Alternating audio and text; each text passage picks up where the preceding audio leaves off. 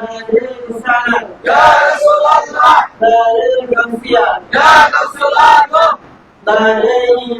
Ya Sayyidina, Syurga Sarwata, Syurga Sarwata, Syurga Sarwata, Syurga Sarwata, Syurga Sarwata, Syurga Sarwata. Nari takbir, Allahu Akbar, Nari risalah, Ya Rasulullah, Nari jawziyah, Ya Rasulullah, Nari iman, Ya Sayyidina. এই সব গানে দেখা হইছে হ্যাঁ এটা না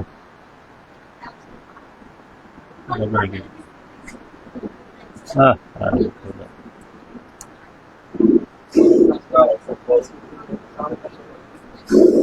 একটা দিয়ে হয় আর তো হয় না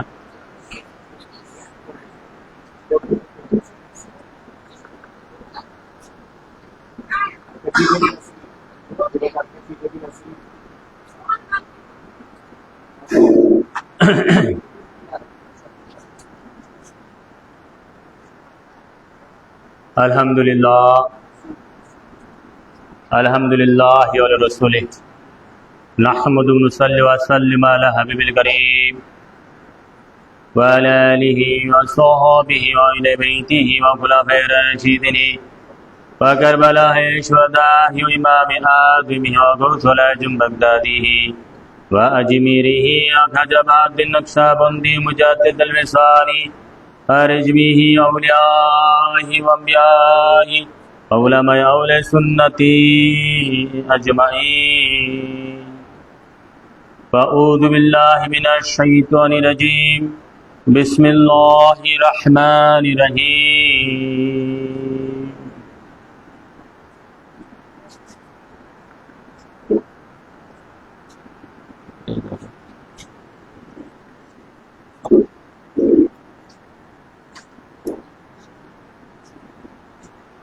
সকলে প্রাণ ভরে প্রাঞ্জল ভাষায় আমার নবী আপনার নবী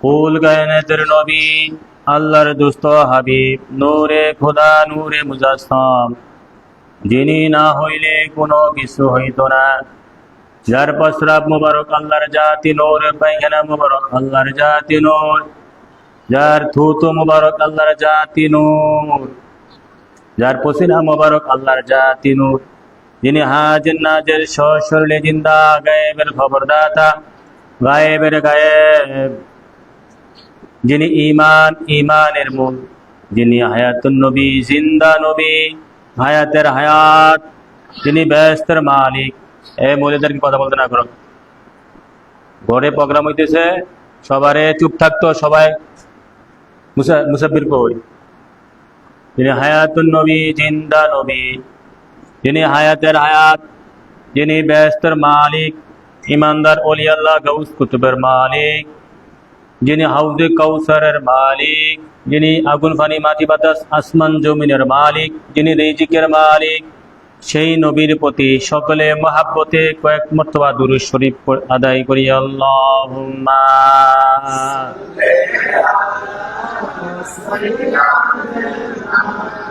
মাওলানা মুহাম্মদ ওয়ালা আলি সাইয়্যিদিনা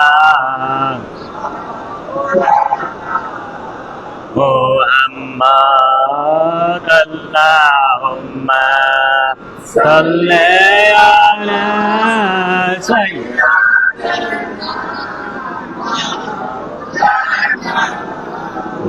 মুহাম্মদ ওয়ালা আলি সাইয়্যিদিনা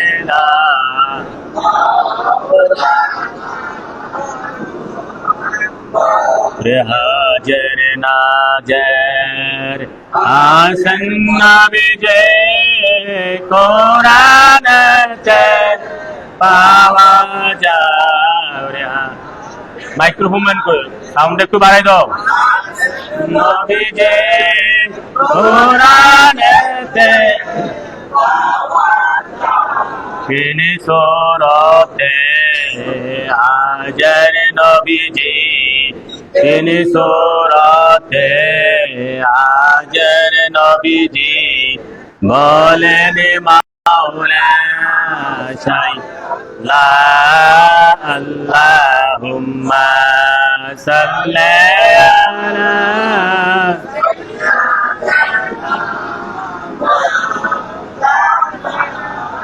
محمد وعلى آل سيدنا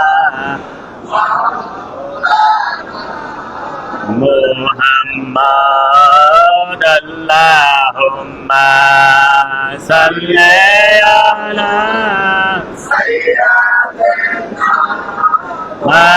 مولانا محمد ليالي سيدنا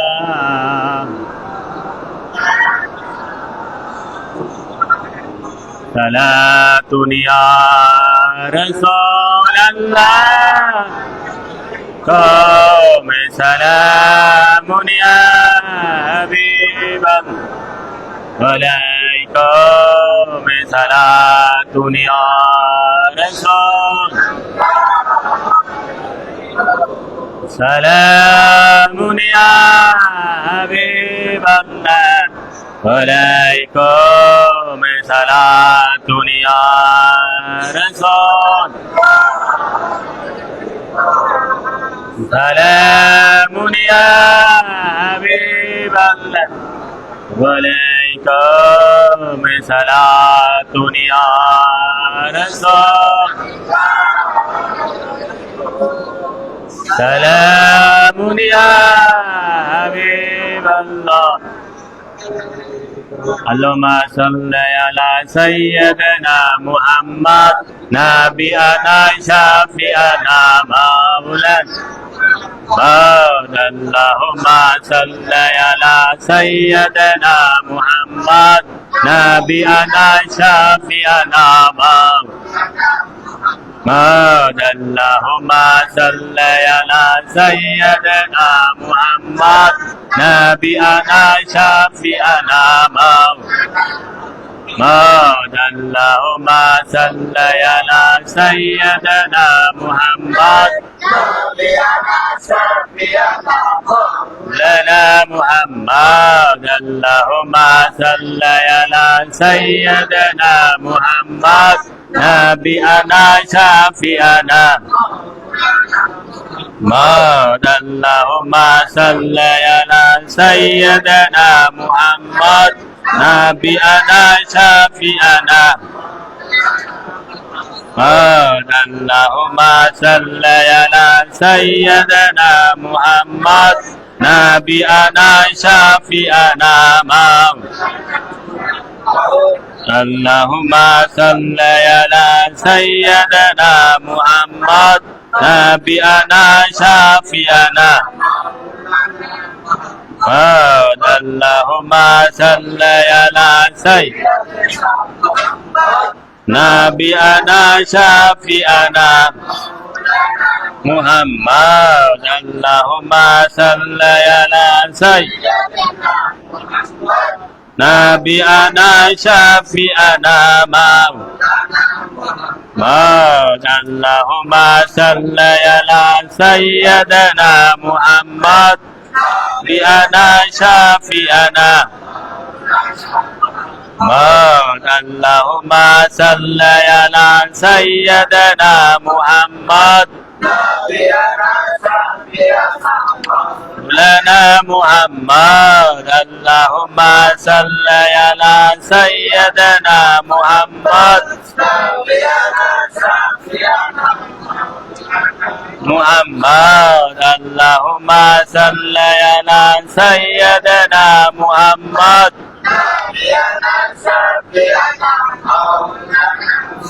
اللهم صل على سيدنا محمد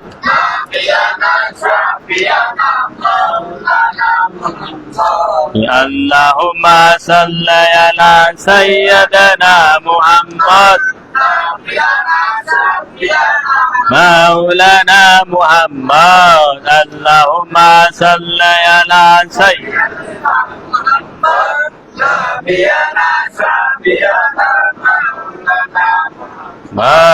اللهم صل على سيدنا محمد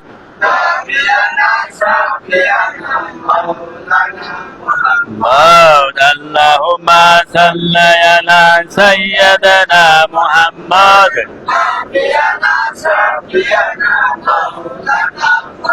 بحق لا إله إلا الله محمد رسول الله صلى الله تعالى عليه وسلم मुअज़्ज़ज़ मोहतरम बुजुर्गाने कराम आशिकाने सैयदना मोहम्मद मुस्तफ़ा अहमद मुस्तफ़ा सल्लल्लाहु अलैहि वसल्लम उम्मत গোলাম ভক্তবিন্দু आशिकाने ওলি গাউস কুতুব হক্কানি পীর মাশায়েখের ভক্তবিন্দু যে যেখান থেকে শুনছেন বিশেষ করে ঈমানদার মুমিন মুমিনাতের প্রতি আমার সবিনয় সালাম আসসালামু আলাইকুম ওয়া রাহমাতুল্লাহ।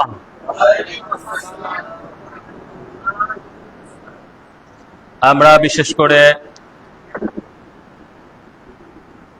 ঈদুল আজহার 4-5 দিন হয়ে গেল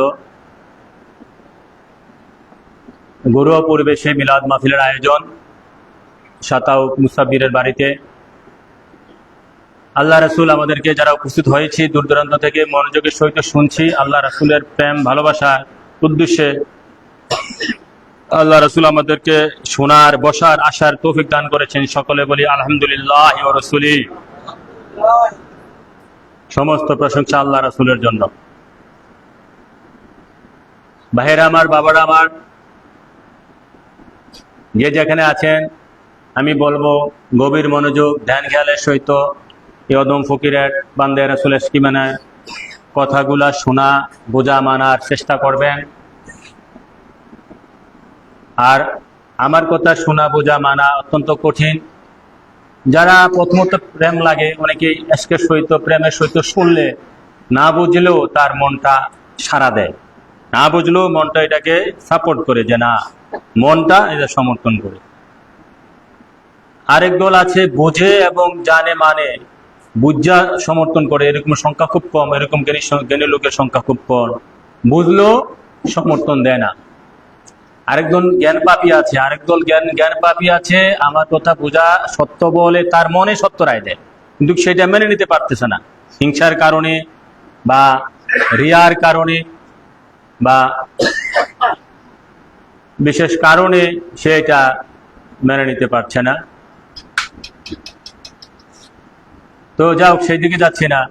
আমরা আজকে যে জিনিসের উপর আলোচনা করব সেটা আমি লিখে দিয়েছি আমার লাইভে। আজকে আলোচনার বিষয়বস্তু হচ্ছে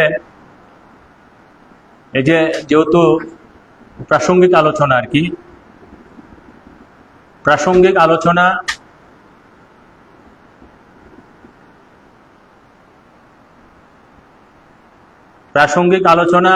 যেহেতু ঈদুল আজহা সকলে গরুর মাংস, ছাগলের মাংস, উটের মাংস, দুম্বার মাংস খাইতেছেন কম বেশি, সেই বিষয়ে যে কুরবানি কবুল হওয়ার শর্ত সমূহ, কুরবানি করেন, কুরবানি দিচ্ছেন, আমি দেখতেছি আমার সমাজ, আপনার সমাজ কিয়ামত হয়ে গেল কুরবানি কিছু লোক মিস দিবে না এমন অবস্থা। কেননা তাদের ইগোতে লাগে কুরবানি মিস দেওয়া যাবে না, কিয়ামত হয়ে গেলে এটা দিতে হবে। কারণ লজ্জা, না দিতে হলে লজ্জা, মানুষের লজ্জা, মানুষ খারাপ করবে। আল্লাহ রাসূল কি করলো না করলো সেদিকে ধ্যান ধারণা নাই, মানুষ খারাপ করবে। তো কুরবানি কবুল হওয়ার শর্ত সমূহ নিয়ে আলোচনা করব। হাকিকতি শর্ত, শরীয়তি শর্ত নয়, হাকিকতি বাতিনি শর্ত, ইমানি শর্ত, সেই বিষয় নিয়ে আমি আপনাদেরকে সংক্ষেপে, যেহেতু ঘরোয়া পরিবেশ, আলোচনা করার দলিল সহকারে আলোচনা করার চেষ্টা করব, বলার চেষ্টা করব, দলিল সহকারে আলোচনা করা বুঝিয়ে দেওয়ার চেষ্টা করব। আপনারা যারা সত্যিকারের ইমানদারের কাতারে, নবীজির প্রেমিকের কাতারে, তারা আশা করি বুঝবেন, মানবেন। একজন লোকও যদি ভালো করে বুঝে মানে, অপরকে বুঝাইতে পারে, আল্লাহ রাসূলের দরবারে হাজার কোটি শুকরিয়া। আলোচনা বিষয়বস্তু বুঝতে পারছেন কিসের উপর আলোচনা হবে? কুরবানি কবুল হওয়ার শর্ত, কুরবানি কবুল হওয়ার শর্ত সমূহ আমি গবেষণা করে পেয়েছি। কোরআন হাদিস, ইজমা কিয়াস, শরীয়ত, তরিকত, হাকিকত, মারফত, সুফিজম সর্বদিক দিয়ে গবেষণা করে দেখেছি, যদি আপনি তিনটা শর্ত আপনার মধ্যে থাকে কুরবানি কবুল হয়ে যাবে। কয়টা শর্ত? তিনটা শর্ত যদি আপনার মধ্যে আমার মধ্যে থাকে, কুরবানি আল্লাহ রাসূল চাই তো আল্লাহ রাসূল কবুল করে নেবেন, আমি আশাবাদী। তিনটা শর্ত আপনাকে জানতে হবে, মানতে হবে। তিনটা শর্ত আপনাকে বুঝতে হবে। তিনটা শর্ত কি? এক নম্বর শর্ত হচ্ছে আপনি ইমানদার হইতে হবে। কি হইতে হবে? একমাত্র ইমানদারের জন্য কুরবানি ফরজ তথা ওয়াজিব। একমাত্র ইমানদারের জন্য আলোচনা শুরু, মেনে আলোচনা, ভূমিকা আজকে যাচ্ছি না। একমাত্র ইমানদারের জন্য কুরবানি ওয়াজিব। কার জন্য? ইমানদার হইছেন? কেমনে হইছেন? কি জিনিস ভিতরে থাকলে ইমানদার, কি জিনিস বিশ্ব ভিতরে না থাকলে ইমানদার নয়। ইমানদারের সার্টিফিকেট পাইছেন? ইমানদারের সার্টিফিকেট কে দিবে?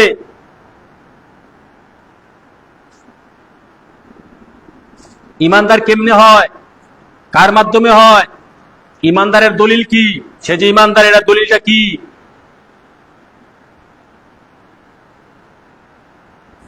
সেগুলা প্রশ্ন করলে, সেগুলা আলোচনা করলে কবি নীরব, সমাজের আলেম ওলামা পিশাব নীরব। আমার দৃষ্টিতে সমাজের আলেম ওলামা পিশাবরাই তো ইমানদার হয় নাই। আছে খুব কম, শতে একজন দুইজন, শতে। তাহলে ইমানদার হয়ে না কুরবানি দিবেন, আগে তো ইমান হাসিল করতে হবে। তাই ইমানদার হইতে গেলে কি লাগে সেগুলো নিয়ে আলোচনা করবো। এক নম্বর শর্ত, এটা হচ্ছে এক নম্বর। দুই নম্বর শর্ত হচ্ছে, দুই নম্বর শর্ত পরে আলোচনা করি। এরকম তিনটা শর্ত আছে।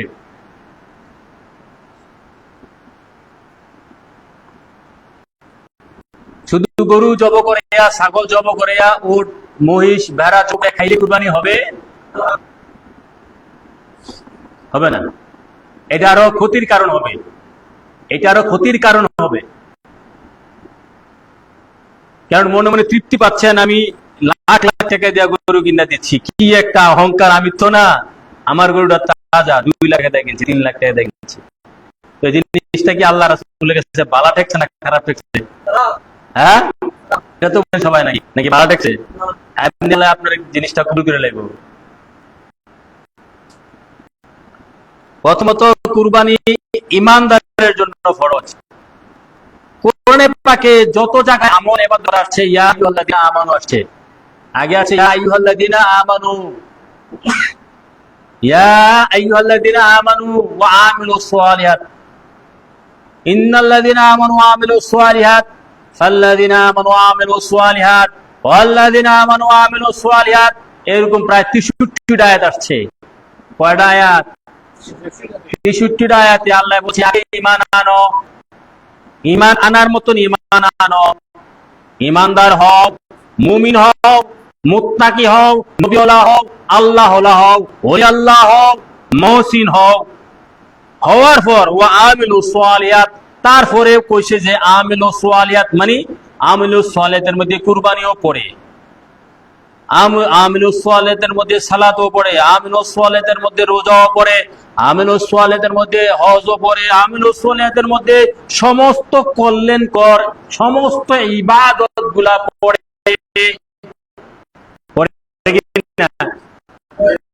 তো আগে তো বলছি ইয়া আইয়ুহাল্লাযীনা আমানু, ঈমান ছাড়া তো কোনো কিছু কবুল হবে না। এখন প্রশ্ন, ঈমান নাই নাকি কুরবানি দেয়? হ্যাঁ, আমি বলবো শতকরা 95 জন ঈমান বুঝে না, নাই নে কুরবানি দেয়। দেখা দেখি, এটা কি বাপ দাদা দিয়েছে আমি দেই, সমাজের হে দিয়ে আমিও দিতে হবে, আমার সে গোস্ত হবে নি, দিলে আমি লজ্জা, আমি ছোট, আমার শুকনা গরু দিলে লজ্জা, এই কারণে দেয়। কি কারণে? এই কারণে কুরবানি দেয়।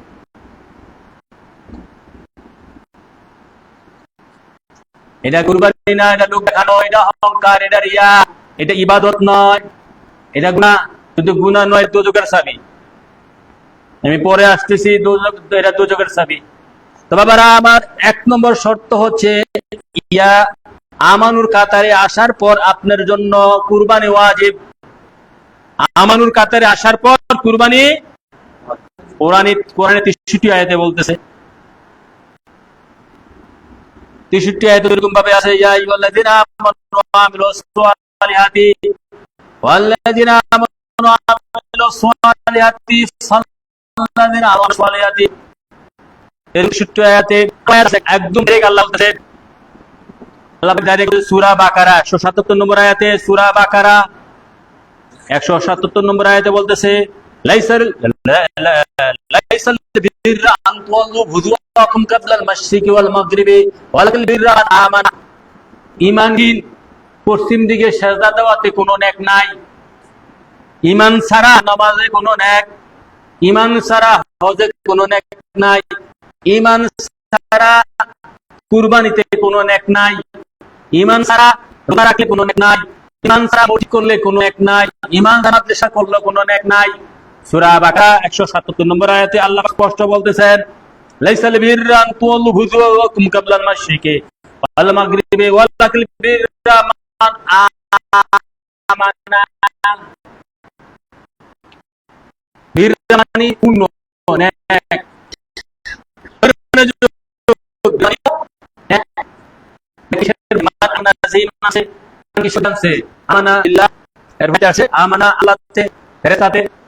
হাসরে, মিজানে, নবীগণ, কেতাবগণ, বিভিন্ন জিনিসের মধ্যে ঈমান আনতে হবে।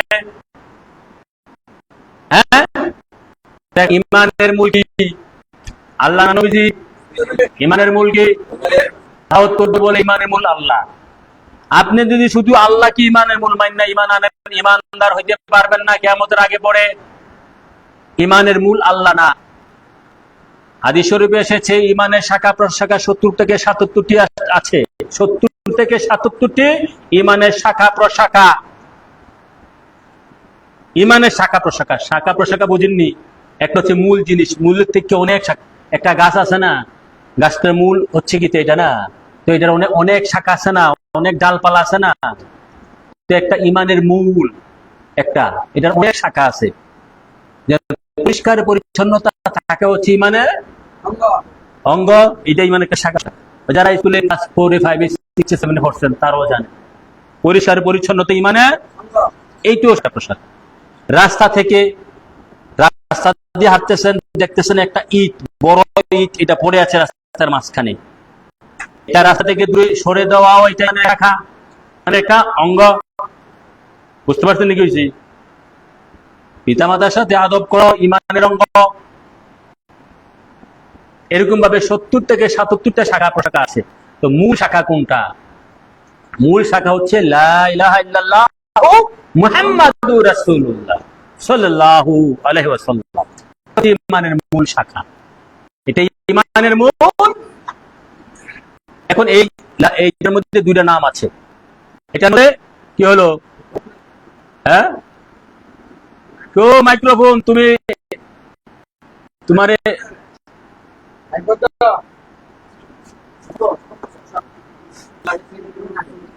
হ্যাঁ, কি মাইক্রোফোন দিছে? এইভাবে মাইক্রোফোন দিয়া টাকা নিয়ে গিয়ে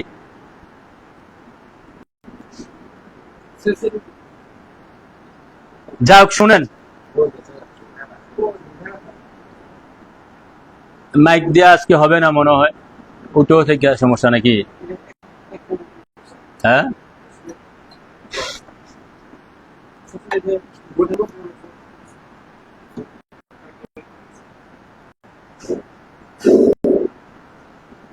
মাইক্রোফোন তোমাকে টাকা দেওয়া হবে না। মাইকম্যান কি মাইক দিছে ওগুলা?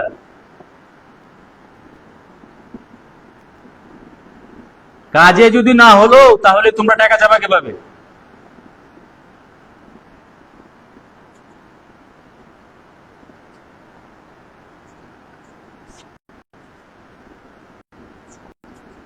আল্লাহুম্মা সাল্লি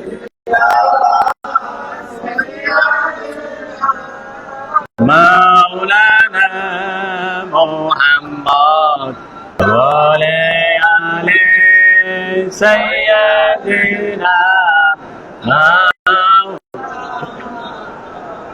মুহাম্মদ আল্লাহুম্মা সাল্লি মাওলানা মুহাম্মদ ওয়া আলি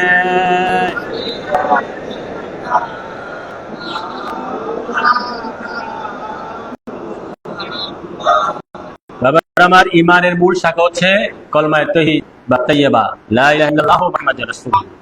এটা ইমানের মূল শাখা। এটার মধ্যে দুইটা নাম পাওয়া যায়। এটার মধ্যে দুইটা নাম, একটা হচ্ছে লা ইলাহা ইল্লাল্লাহ, এটা আল্লাহ পাকের নাম, মুহাম্মাদুর রাসূলুল্লাহ আমাদের আখিরি নবী নাম। তো এখন দুইটা নাম, এখন কোন নামটা হচ্ছে ইমানের মূল? যারা ৭২ দল ওরা বলবে যে আল্লাহর নাম হচ্ছে লা ইলাহা ইল্লাল্লাহ হচ্ছে ইমানের মূল। আমরা যারা শুনেছি নবী গোলাম আছি, আমরা বলি শুধু মুহাম্মাদুর রাসূলুল্লাহ ইমানের মূল। ব্যাপারটা বুঝতে পারছেন? এরা আল্লাহর মাইন্না ইমানদার দাবি কইরা কুরবানি দেয়, লাভ হবে না। আমরা রাসূল পাককে জান মালের চেয়ে বেশি ভালোবাসিয়া মাইনা কুরবানি দিলাম, তাহলে ইমানদার হইয়া করে দিলেন, ইমানদার হইয়া কুরবানি দিলেন, ইমানদার হইয়া কুরবানি দিলেন। দেখেন তাহলে ইমানের যে বিষয়টা, এ বাবা মশা খাইয়ালায়, ইমানের যে বিষয়টা, আপনি রাসূল পাক সাল্লাল্লাহু আলাইহি সাল্লামকে জান ও মালের চেয়ে বেশি ভালোবাসতে হবে। ইমানের যে প্রথম শর্তটা ইমানদার হওয়ার,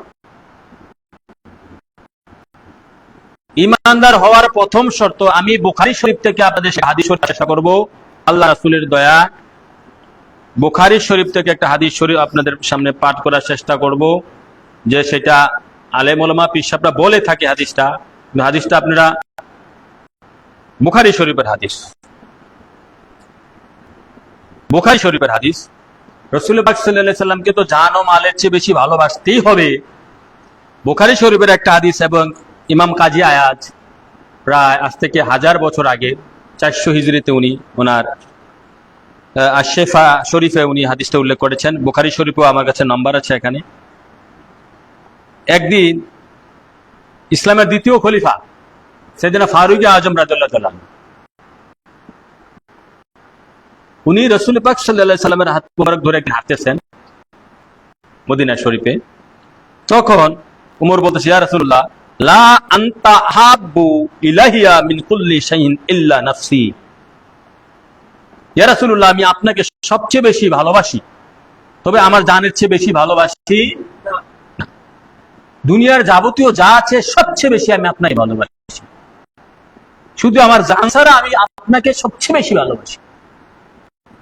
এরপরে বললেন, এরপরে রাসূল পাক সাল্লাল্লাহু আলাইহি ওয়াসাল্লাম বলেন, ক্বালা ফাকালা নবী সাল্লাল্লাহু আলাইহি ওয়াসাল্লাম, লা ওয়াল্লাযী নাফসি বিয়াদিহি লা ইউমিনু আহাদুকুম হাত্তা আকুনা হাব্বা ইলাহি মিন নাফসিকা।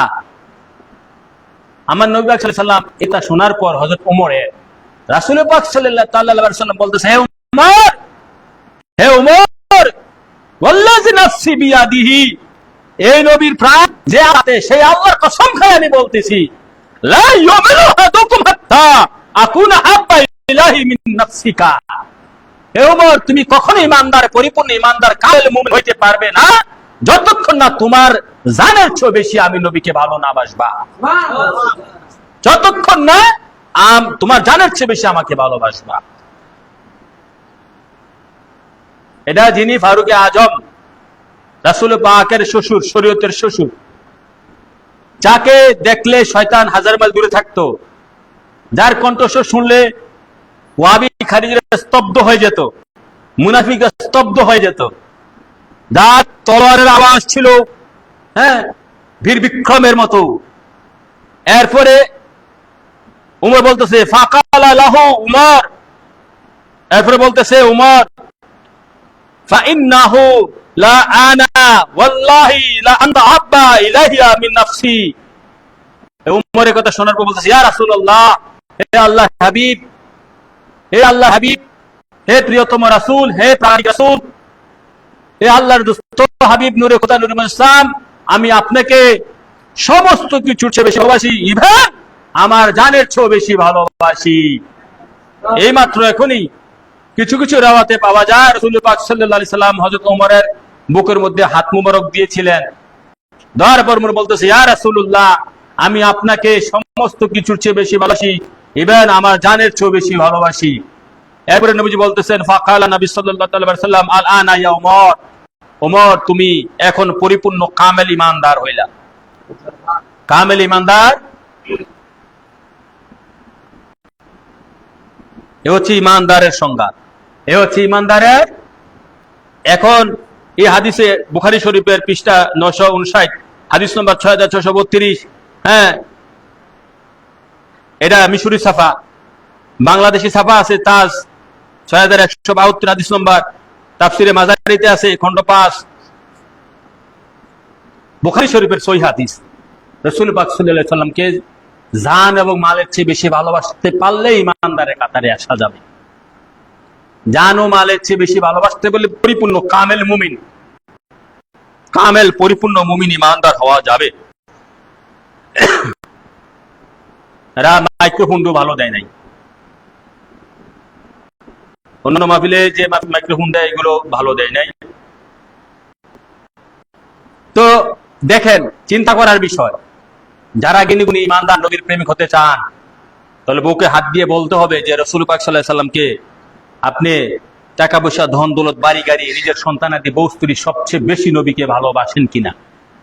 যদি ভালোবাসতে পারেন, আর এটা তো মুখে বললে হবে না, মুখে বললে আল্লাহ রাসূল জীবনে গ্রহণ করবে না, জীবন ওইটা মেনে নিবে না। আপনি মুখে বললে যে ভালোবাসি, হ্যাঁ ঘোড়ার ডিম, ঘোড়ার ডিম, এত সোজা। সারা জীবন 30 বছর 40 বছর 50 বছর 60 বছর 70 বছর 80 বছর 100 বছরও জীবিত থাকলে নবীর জন্য প্রেমে দেওয়ানা হয়ে গেল, তারপরে পরিপূর্ণতা পাওয়া যায় না। রাসূল পাককে জান ও মালের চেয়ে বেশি ভালোবাসার যে সার্টিফিকেট আল্লাহ রাসূল দিতে চায় না, এখনো হয় নাই, এখনো হয় নাই। সারা জীবন নবীর প্রেমে কাটার পরও পাওয়া যায় না। আর আপনি টাকা পয়সা ধন দৌলত বাড়ি গাড়ি নারী সন্তান নিয়ে পড়ে আছেন, ঈমান ইসলাম বুঝেন নাই, মানে শুনছেন, তাহলে কিসের কিসের কুরবানি? ঈমানদারে তো হয় নাই। কুরবানি ঈমানদারের জন্য ফরজ। কার জন্য? ঈমানদারের জন্য ফরজ, ঈমানদারের জন্য ওয়াজিব, ফরজের কাছাকাছি। কি কুরবানি দিবেন? কুরবানি হাকিকত আছে হযরত ইব্রাহিম আলাইহিস সালাম থেকে। আল্লাহ পাক যে বলছে ইব্রাহিম তোমার প্রিয় বস্তু, তুমি এই পৃথিবীতে কোন জিনিসটা সবচেয়ে ভালোবাসো? ইব্রাহিম বলতেছে হে আল্লাহ, আমি তো ভালোবাসি আমার ছেলে, ছেলের সন্তান, সন্তান হয় না, অনেক শেষে বৃদ্ধকালে সন্তান হয়েছে, তাকে তো ভালোবাসি। তাহলে আমি আল্লাহ রাসূলের প্রেমে এই সন্তানের কেল্লায় ছুরি লাগা, আমার জন্য কুরবানি দাও। রাতে পরীক্ষা নিছে, ঠিক আছে আল্লাহ পাক, আমি যত তোমাকে সবচেয়ে বেশি মহব্বত করি আর দুনিয়ার সন্তানকে মহব্বত করি, তাহলে সন্তানও তোমার জন্য আমি কুরবানি দিতে পারবো। ছেলেকে শোনালো, ছেলে বলল ঠিক আছে আব্বা হুজুর, আমিও রাজি, আল্লাহর জন্য কুরবানি হয়ে যাব। কুরবানি তো দিছে, সূরা তো লাগাইছে। আল্লাহর মনোভাব তো এটা ছিল না, আল্লাহর মনোভাব ছিল কি, তুমি তোমার প্রিয় জিনিসটা, তোমার মহব্বতের জিনিসটা আমি আল্লাহর জন্য কুরবানি দিতে পারো কিনা, এটা মনটা আল্লাহ পরীক্ষা নিচ্ছে, তাই না? তো কুরবানি তো আসছে ওখান থেকে, তুমি প্রিয় জিনিস দুম্বা, ইসমাইল আলাইহিস সালাম কুরবানি হয় নাই, দুম্বা আইসা পড়ছে, এটা তো ইব্রাহিম নবীও জানে না, চোখ বাঁধা ছিল, দুম্বা যে আল্লাহ না ফালাইছে, এটা তো ইব্রাহিম নবীও দেখে নাই। ইব্রাহিম তো ফুসাইতেছে ছেলের কল্লার মধ্যে, ধারালো অস্ত্র দিয়া, তরল দিয়া, এমন ধারালো, কিন্তু কাটতেছে, কাটে না, চোখ বন্ধ করে বসাইতেছে যে মায়া না লাগে। আল্লাহ না জিব্রাইল কই তুমি এখানে একটা দুম্বা ফলাও, ইসমাইলের সরাইয়া তরলের নিচে একটা দুম্বা ফলাও। তাহলে ইব্রাহিম নবী তো সত্যি সত্যি কুরবানি দিছে ছেলেরে, দিছে কিনা? দিছে, এটারে ভালোবাসে, প্রিয় বস্তু। তুমি তারপরে এটার মহত্তাটা কি, এটার মাহাত্মা কি, এটার হাকিকত কি, এটা থেকে কি শিক্ষা দীক্ষা? আমাদের শিক্ষা দীক্ষা হচ্ছে বাবা, তুমি এই পৃথিবীতে যে জিনিসটা ভালোবাসো, এই পৃথিবীতে যে জিনিসটারে বেশি ভালোবাসো, হ্যাঁ, এই ভালোবাসার জিনিসটা ত্যাগ করা আল্লাহ রাসূলের জন্য। দুনিয়ার কোন জিনিস মহাব্বত করা যাবে না আল্লাহ রাসূলের চেয়ে বেশি। আল্লাহ রাসূলের চেয়ে বেশি দুনিয়ার কোন জিনিসকে মহাব্বত করা যাবে না। এই শিক্ষা তো এইটাই, ত্যাগ করো। দুনিয়ার ভালোবাসা, সন্তানের ভালোবাসা, স্ত্রীর ভালোবাসা, স্ত্রীর ভালোবাসা, ধন সম্পদের ভালোবাসা, বাড়ি ঘরে ভালোবাসা, আল্লাহ রাসূলের মহব্বতে ত্যাগ করো, এটাই কুরবানি। আল্লাহ রাসূলের মহব্বতে ত্যাগ করা, এটাই কুরবানি। আত্মত্যাগ, আত্মবলি, আত্মত্যাগ করা, আত্মবলি দেওয়া। কিরে বাবা, ওইদিকে বলছে নাকি? ওইদিকে গীতা আসছ, আল্লাহ রাসূলের ভালোবাসা মহব্বত করে শুনো, কাজে লাগবে। বুঝতে পারলে লাগবে। হাজার হাজার লাখ লাখ টাকা খরচ করে ওরকম মূল্য হয়তো না, এরকম কত পাইতা। তোমরা তো ওই ধরনের মোল্লাদের পিছনে ঘুরো যারা টাকার বিনিময়ে ওয়াজ করে, টাকার বিনিময়ে নামাজ পড়ে, এগুলার পিছনে ছুটিয়ে দেয় অবস্থা সমাজের। মিথ্যা সমাজ, তার সাথে নাই আমার নামাজ, হুজুগে মানুষ নাই তার হুশ। আর হেরাও কেন টাকা দাবি করে? হেরা কয় মাগনার তিন অবস্থা, সস্তার তিন অবস্থা। মাগনা গেলে দাম দেয় না, টাকা দিয়া কিনা নেয়, দাম দেয়। এরা বড় মোল্লা। এই জন্য সমাজ নষ্ট হয়ে গেছে। টাকা কিনা নেয় 1 লাখ, বড় মোল্লা। দেখাবে, দেখা যাবে হাসরের মাঠে বড় কেটা ছোট কেটা। তো বাবারা, মনোযোগ দিয়ে কথা শুনলে কাজে লাগবে, বুঝতে পারলে নিজের কাজে লাগবে। জ্ঞান মহাসম্পদ। জ্ঞান বিষয়টা ইমানের পরে জ্ঞানের স্থান। ইমানদার জ্ঞানী সমাজে বললো চলে, কোটিতে একজন, কোটিতে গুটি ইমানদার জ্ঞানী সমাজ।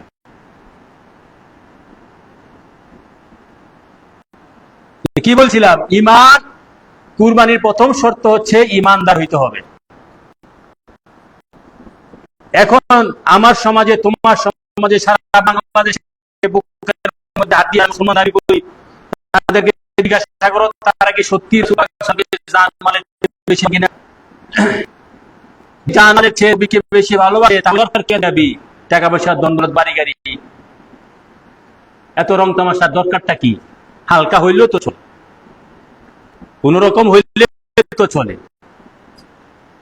কোন রকমটা সন্তুষ্টি না, সন্তুষ্টি অন্য জায়গায়। যদি রাসূলের প্রায় মন্তব্যে থাকতো। এখন আসেন বাবারা, আমি আর একটু আলোচনা করে রাস্তা ক্লিয়ার করে দিই। কুরবানি দেওয়া 1 নম্বর শর্তটা আর একটু সহজে দিই, তাহলে বুঝলো কামেল মুমিন হওয়া বড় কঠিন। ফারুকে আজমের মতো মুমিন হওয়া বড় কঠিন। রাসূল পাক সাল্লাল্লাহু আলাইহি সাল্লামকে জান ও মালের চেয়ে বেশি ভালোবাসা বড় কঠিন, মহা কঠিন। কুটিতে গুটি। এখন তাহলে দেখেন, ইমানদারের অনেক ভাগ আছে। যেহেতু বেহেশতের মধ্যে স্তর হচ্ছে 100টা, বেহেশতের মধ্যে স্তর কটা? 100টা স্তর আছে, 100। যার যা ঈমান এবং আমল অনুযায়ী সে তার নিজ নিজ স্তরের মধ্যে যাবে। যারা ফার্স্ট ক্লাস, যারা কামেল মুমিন এবং খুব আমলদার কামেল মুমিন, বড় মাপের ওলি আল্লাহ, তারা জান্নাতুল ফেরদাউসে যাবে। এরপরে আরো 99টা স্তর আছে। মোট কথা, যার মধ্যে জর্রা পরিমাণ ঈমান আছে, মহাব্বত আছে, ইমানটা কি নবীর মহাব্বত আছে, সেই ব্যক্তি একদম 100তম ব্যস্ত হইল যাবে বুক করে, আযাব বুক করে, গুনাহ খাতা মাপ নিয়ে সে বেহেশতে প্রবেশ করবে। আলোচনা বোঝা যাচ্ছে? আমার কথা কি বোঝা যায়? মনোযোগ আসেনি? নাই, দুই একজনের আছে, এগুলো আমরা বুঝি। তো বাবা দেখেন, এখন সর্বনিম্ন ইমানের স্তর হচ্ছে, তবকা হচ্ছে, স্তর হচ্ছে একটু মহাব্বত করে, সে মানে সর্বনিম্ন ইমান 100 নরে যাবে।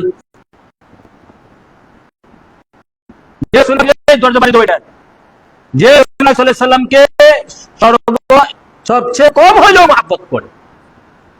এখন শুধু মহাব্বত করলে হবে না, আমরা মহাব্বতটা কেমন হইতে হবে দেখেন। মহাব্বত করে এবং যার মধ্যে সুন্নি আকীদা আছে, সুন্নি আকীদা থাকতে হবে। যে ব্যক্তি অন্তরে আত্মা বলতে পারে বুকে যে আমি নবীকে মহাব্বত করি, তবে সবচেয়ে বেশি মহাব্বত করতে পারতেছি না, এটা আমার তাকদিরে নাই, সংসার শয়তানের ফেরে পড়ে, টাকা পয়সা দ্বন্দ্বতে ফেরে পড়ে পড়ে আছি, লোভে পড়ে আছি, নফসিনাতের পড়ে আছি, খায়েশের মধ্যে পড়ে আছি, সবচেয়ে বেশি মহাব্বত করতে পারছি না, তবে হালকা মহাব্বত করি। এই হালকা মহাব্বত আল্লাহ কুরবানি দিতে পারবে, তবে শর্ত হচ্ছে কি জানেন, নবীর যে সুন্নি আকীদাগুলো তার মধ্যে থাকতে হবে। 1 নম্বরে ইমানের মূল মুহাম্মদ রাসূলুল্লাহ, আল্লাহ না, এটা মানতে হবে। ইমানের মূল কে? মুহাম্মদ রাসূলুল্লাহ সাল্লাল্লাহু আলাইহি ওয়াসাল্লাম, আল্লাহ না। আল্লাহ ইমানের মূল না, আল্লাহ ইমানদার বানায় না, ইমানদার বানায় নবীজি, আল্লাহ বানায় শয়তান, আল্লাহ বানায় কাফের, আল্লাহ বানায় মুনাফিক। এই কথাটা কি নতুন না পুরাতন? নতুন মনে হচ্ছে। ইমানদার বানায় নবীজি, বেহেশতের মালিক নবী, নবীর ঘরের মধ্যে ঢুকতে হলে নবীর পারমিশন নিয়ে ঢুকতে হবে। এটা বুঝে আসছে? ডাইরেক্ট দলিল, দলিল হাজার দলিল আছে। বেহেশতের এই যে বেহেশত একটা ঘর, এই ঘরটার মালিক নবীজি, আর দুজক আছে না, এটার মালিক কি? শয়তান। আল্লাহ সৃষ্টি করছে, সৃষ্টি করে শয়তানের মালিক বানাইছে দুজকের। বেহেশতটা আল্লাহ বানাইছে নবীর নূর দিয়া, তো নবীজিরে দান করেছে, নবীর মালিক বানাই দিয়েছে। তো বেহেশতের মধ্যে ঢুকতে গেলে নবীর পারমিশন ছাড়া নীল আকাশের নিচে কিয়ামতের আগে পৌঁছারও ক্ষমতা নাই। অতএব ইমানের মূল নবী জাহান। ইমান মানে মুক্তিদাতা, শান্তিদাতা, নাজাতদাতা। মুক্তি পাইতে হলে, নাজাত পাইতে হলে, ইমানদারের কাছে আসতে হলে নবীর প্রেম ভালোবাসা লাগবেই, এর কোনো বিকল্প নাই। অতএব ইমান নবী জাহান, আল্লাহ না। 1 নম্বরে মানতে হবে। 2 নম্বরে নবী আমাদের মতো না, এদের মতো মানুষ। যারা মানবে এগুলা তারা কাফের, শয়তান।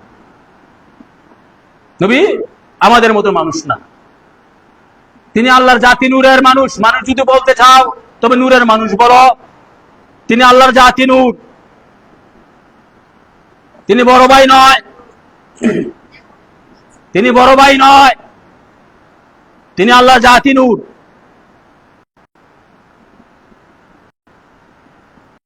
তিনি আমাদের মতো নয়, তিনি মাটির মানুষ নয়। মাটির মানুষ শুধু আদম নবী, মা হাওয়া মাটি নয়।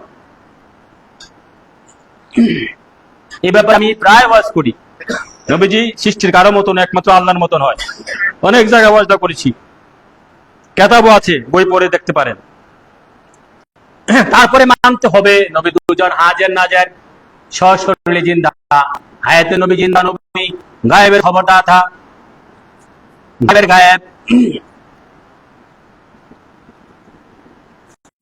নবীজির প্রস্রাব মুবারক আল্লাহর নূর, পায়খানা মুবারক আল্লাহর নূর, মানতে হবে সত্য বলে। নবীজির পিতামাতা আব্দুল্লাহ আমেনা নয়, তিনি স্বয়ং আব্দুল্লাহ আমেনার মাধ্যমে জমিনে আগমন করেছেন। তিনি আদম সন্তান নন, তিনি আদম। আদম আমাদের বাপ হইতে পারে, আমরা আদম সন্তান, নবীজি আদম সন্তান নয়। নবীজি আদম সন্তান, হ্যাঁ, আদম সন্তান হলে তো আমাদের মতো হয়ে গেল। বরং বরং আদম নবীজির সন্তান।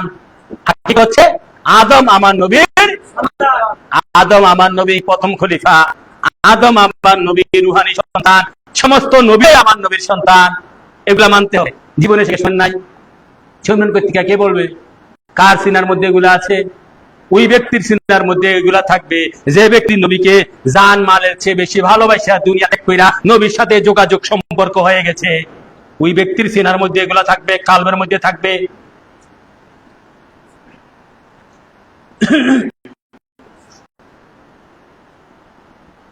তাহলে আপনি যদি করেন, কম বলতে একটু মহাব্বত যদি নবীর প্রতি থাকে, আর আমি যে কথাগুলা বলছি ইমানের বিষয়গুলা, এগুলা মানতে হবে শত বলে। হ্যাঁ, এইগুলা যদি মানতে পারে তাহলে আমি বলবো 1 নম্বর শর্ত ইমানদার হওয়া, কুরবানির জন্য 1 নম্বর শর্ত ইমানদার হওয়া। আপনি কুরবানি দিতে পারেন, 1 নম্বর শর্তটা আপনার মধ্যে রইল। আর নবীর প্রতি ভালো ধারণা নাই, নবীর সম্মান শুনলে যাদের চেহারা কালো হয়ে যায়, নবীর সম্মান শুনলে যাদের হাসি বন্ধ হয়ে যায়, নবীর সম্মান শুনলে যাদের বেকুল হয়ে যায়,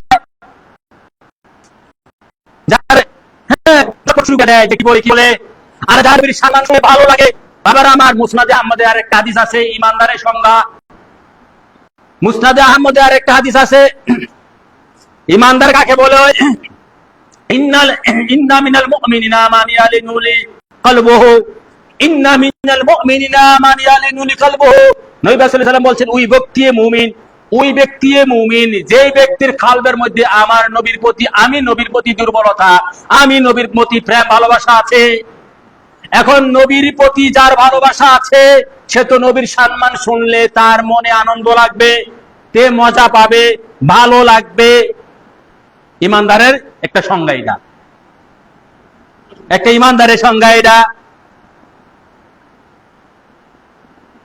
নবীর সম্মান শুনলে ভালো লাগবে।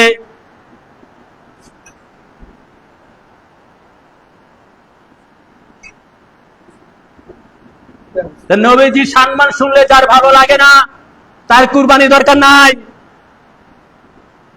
নবীকে যে আমার মতন মানুষ বলে, তার কুরবানি দরকার নাই। নবী দুজানকে যে বড় ভাই বলে, তার কুরবানি দরকার নাই। সে ইমানদারের কাতারে তো আসতে পারে নাই। নবী পাক সাল্লাল্লাহু আলাইহি সাল্লামকে যে মাটির তৈরি বলে, রক্ত মাংসের বলে, তার কুরবানি দরকার নাই। নবীকে যে ইমানের মূল হিসাবে মানে না, তার কুরবানি দরকার নাই।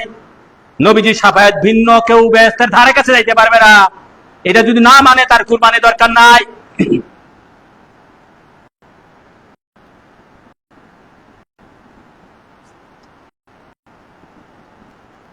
নবী দুজান সন্তান নয়, আব্দুল্লাহ আমিনা নবীর পিতামাতা নয়। আব্দুল্লাহ আমিনের মাধ্যমে আসছেন, জমিনে আসছেন। আব্দুল্লাহ আমিনের পিতামাতা না কেন এটা বুঝেন? আমার আপনার পিতামাতা আছে কেন? আমি আমার পিতামাতায় আপনার পিতামাতায় মিলন করার পরে তো আমি আপনি পেটে গেছেন না, মিলনের মাধ্যমে গেছি। পিতামাতার বীর্য দিয়েও আমার দেহ হয়েছে, আপনার দেহ হয়েছে। আমার নবীজির দেহ মোবারক আব্দুল্লাহ আমিনা মিলনের মাধ্যমে। কথা বুঝেন তো? বুঝেন না কেন? কথা বলেন না কেন? কি মজা লাগে না? রাসূল পাকের পিতামাতা, তারা পিতামাতা না, তারা নবীজির মাধ্যমে তারা আসছেন, বরং নবীজি হচ্ছে আব্দুল্লাহ আমিনার পিতামাতা হাকিকতে। তাদের মাধ্যমে আসছেন, কথা সত্য। বাবা আব্দুল্লাহর কপালে নূর ছিল, মা আমেনা বাসর রাইতে বাবা আব্দুল্লাহর কপালে চুম্বন করেছেন। আমার নবীজি মা আমেনার মুখ দিয়ে পেটে চলে গেছেন। এ হচ্ছে সিস্টেম। আর আমি আপনি পিতা মাতা মিলন করছে, আমার পিতা আপনার পিতা, লজ্জাস্থান দিয়ে ভিতরে গেছি মার, আবার লজ্জাস্থান দিয়ে বেরোইছি। আমার নবীজি এমন হয় নাই, এমন হয় নাই, মুখ দিয়ে গেছে। তারপরে নবীজি মা আমেনার বাম পাশে উরু আল্লাহর হুকুমে ফেটে গেছে, এদিক দিয়ে বেরোইছে। আগে জমিনে তিনি পা মোবারক দিয়েছেন, আমরা আগে মাথা আসে। প্রতিটা জায়গায় নবীজি সৃষ্টির কারো মতো নয়। আমার তো ওইটা বিষয় না আলোচনা করা, সেই বিষয়ে আমি একাধিক কিতাবে লিখেছি, অনেক কিতাবে লিখেছি। 2টা কিতাব আছে। নবীজি সৃষ্টি কারোর মতো নয়, একমাত্র আল্লাহর মতন হয়। নবীজির পিতামাতা আব্দুল্লাহ আমিনা নয়, তিনি আল্লাহর জাতীয় নূর হইতে, তবে আল্লাহর নূরের অংশ নয়। তো বাবার আবার এটা হচ্ছে ইমানের সর্বনিম্ন তবগা, সর্বনিম্ন স্তর, যার মধ্যে নবীজির প্রেম ভালোবাসা একটু আছে। বুকে হাত দিয়া বলেন যে নবীকে ভালোবাসি। নবীর ভালোবাসা ভিন্ন বেশে যাইতে পারবেন না। কবর হাসর মিজান, মরণে কবর হাসর মিজানে মুক্তি পাবেন না। তাহলে সত্যিকারে এটা কিসের ভালোবাসা? অন্তরে ভালোবাসা, মুখ দিয়ে নয়, মুখ দিয়ে নয়। নবীজি বলছেন লি কলবি, লি কলবি। মুখে মুখে ভালোবাসা হবে না, মুনাফিক। মুখে কয় অন্তরে না করে, এটা মুনাফিক। অন্তরে ভালোবাসা লাগে।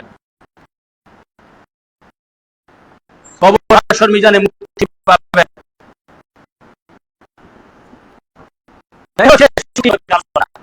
সম্পর্কে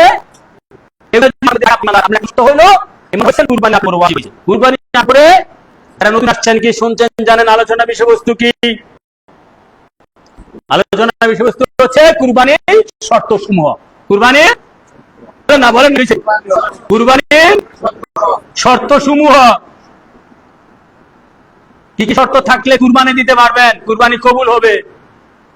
কুরবানি কবুল হওয়ার শর্ত সমূহ, এক নম্বর হচ্ছে ইমানদার হইতে হবে। ইমানদার না হয়ে কুরবানি কোনো কাজে আসবে না।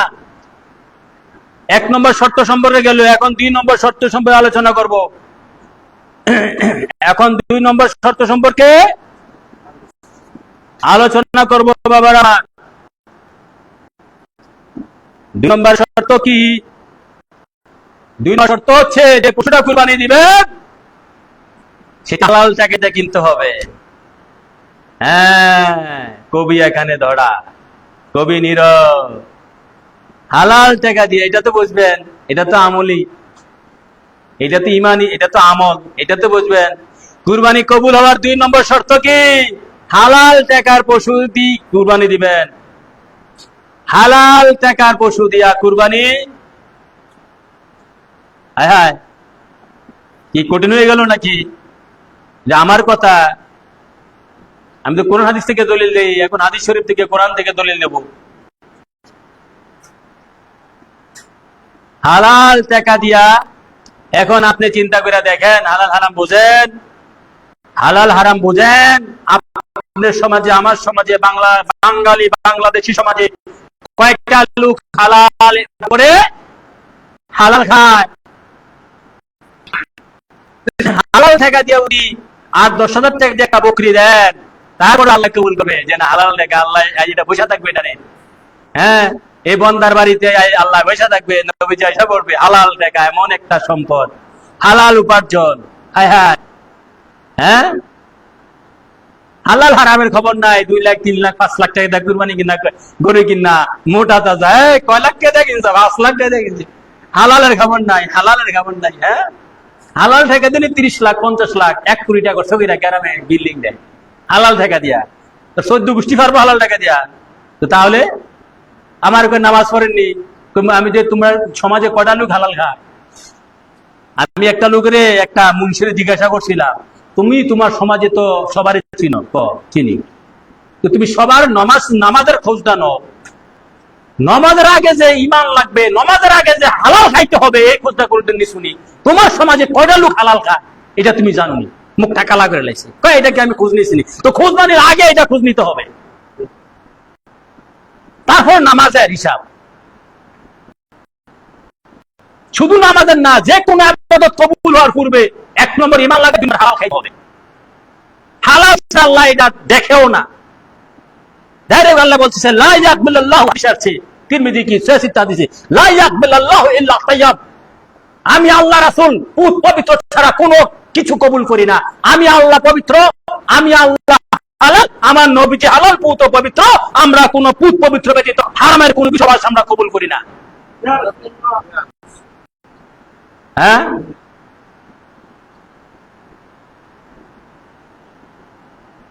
ওই আজকে ফেসবুকে দেখলাম, ওই ফ্রেশ সিমেন্ট আছে না, ফ্রেশ সিমেন্ট কোটি মালিক না, হাজার হাজার কোটি সিমেন্ট না, ফ্রেশ সিমেন্ট কি ওই 5 কেজি বস্তার মধ্যে, 50 কেজি বস্তার মধ্যে 33 হালাল ব্যবসা, হালাল ব্যবসা রে, হালাল ব্যবসা। কত করে বেছে? 50 কেজি। সিমেন্টের বস্তা কত থাকে? ম্যাজিস্ট্রেটকে রেট দিছে, রেট দেওয়াতে 43 কেজি পাইছে। কত কেজি? হালাল ব্যবসা রে বাঙালি মুসলমান, হালাল ব্যবসা। একটা ফল ফুল পাওয়া যায় না এগুলোর মধ্যে বিষ মিশায় না।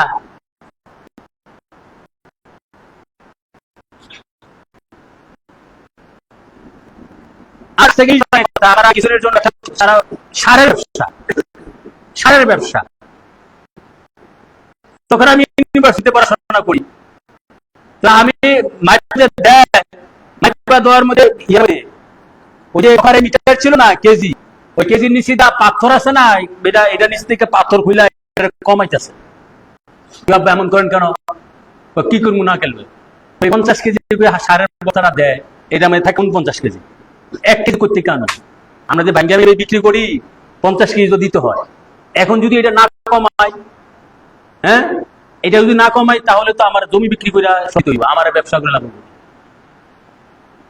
প্রতিটা ব্যবসার মধ্যে গুমর, গুমর শব্দের অর্থ মিথ্যা, গুমর শব্দের অর্থ শয়তানি, গুমর শব্দের অর্থ বাটফারি, সিটারি, হারামি, সুৎখুরি, যোগখুরি। প্রতিটা ব্যবসায়, প্রতিটা কাজে একটা দিন মজুর এসে কাজ করবে, একটা দিন মজুর, এখনকার দিন মজুররা কাজ করবে যতক্ষণ গৃহস্থ থাকে সাথে, ততক্ষণ মনোযোগ দিয়ে কাজ করে, অথবা একটু ভয়ে। গৃহস্থ চলে গেছে, কাজের মধ্যে ফাঁকি দেয়, কাজের মধ্যে, তো তার টাকাটা হালাল হইব? এই টাকাটা কুরবানি দিলে হইব? এই টাকা মসজিদে দান করলে হইব? এই টাকা মাদ্রাসায় দান করলে হবে? আল্লাহ কবুল করবে? আল্লাহ তো বইয়া রয়েছে এগুলো কবুল করার জন্য।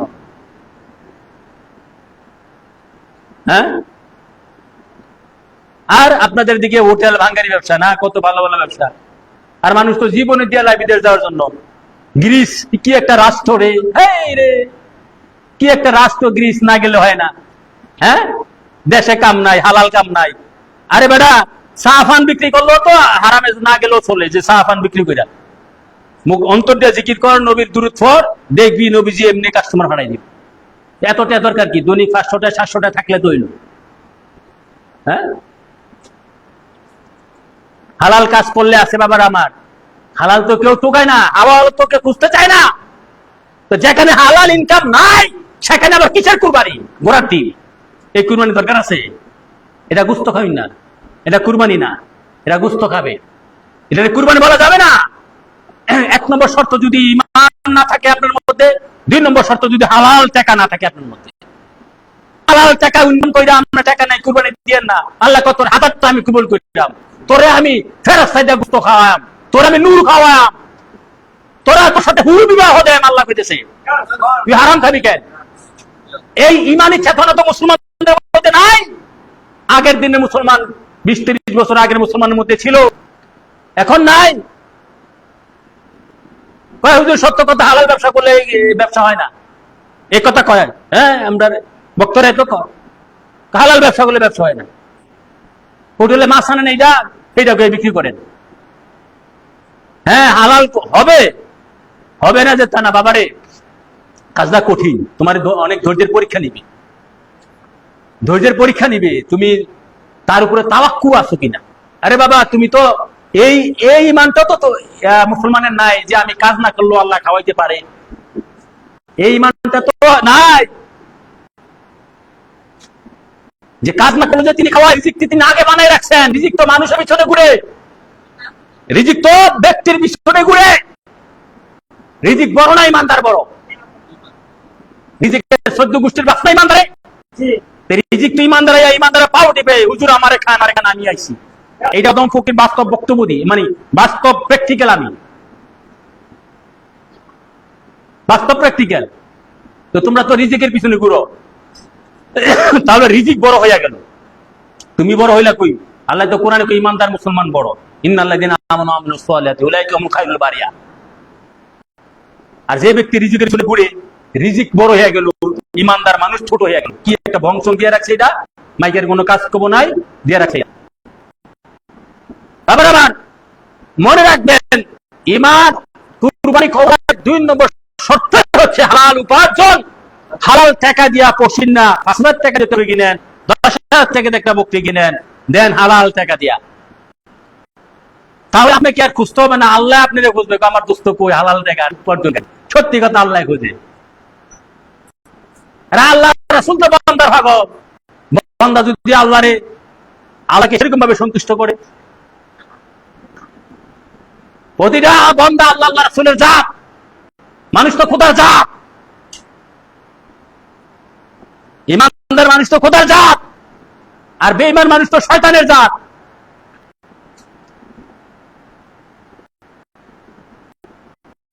তো হালাল খুঁজতে হবে বাবার আমার। আমি দেখেন শুধু কুরবানি নয়, যে কোনো ইবাদত কবুল হয় ক্ষেত্রে। আমি কয়েক হাদিস আপনাদেরকে এখন পুরা আমাদের কাছে এগুলো পুরো আপনাকে হালাল দেখাইব।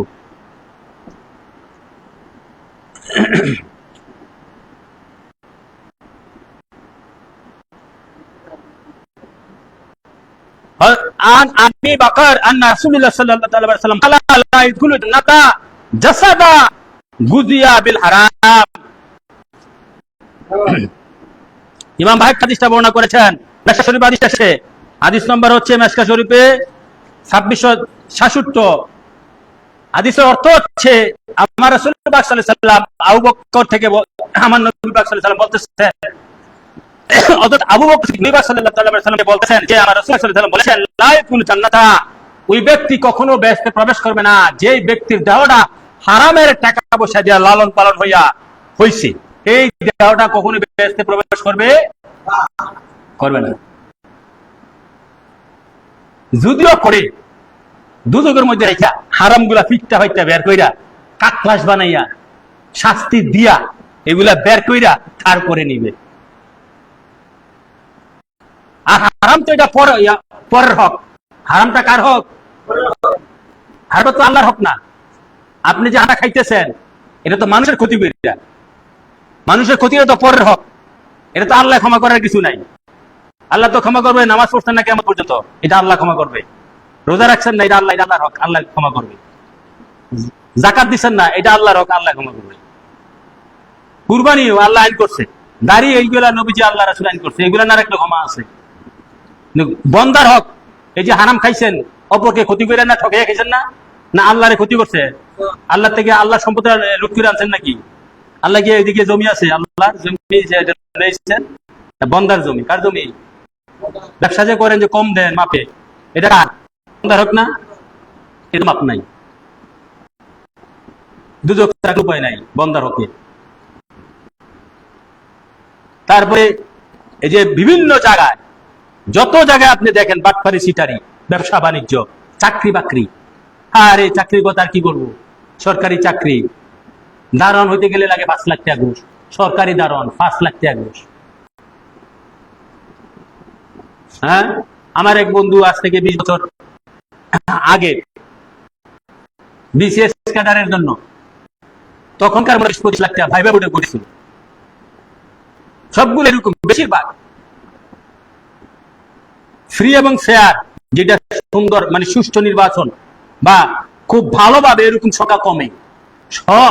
হক হালালি চাকরি বাকরি খুবই কম, হক হালালি সরকারি চাকরি খুবই কম, নাই বললেও চলে।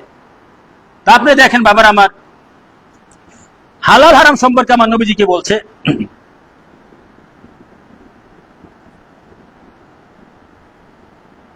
যে আন ইবনে উমর রাদিয়াল্লাহু তাআলা قال رسول الله صلى الله عليه وسلم من اشترى ثوبا بعشرة دراهما وفي درهم من حرام لم يقبل الله له صلاة ماذا عليه।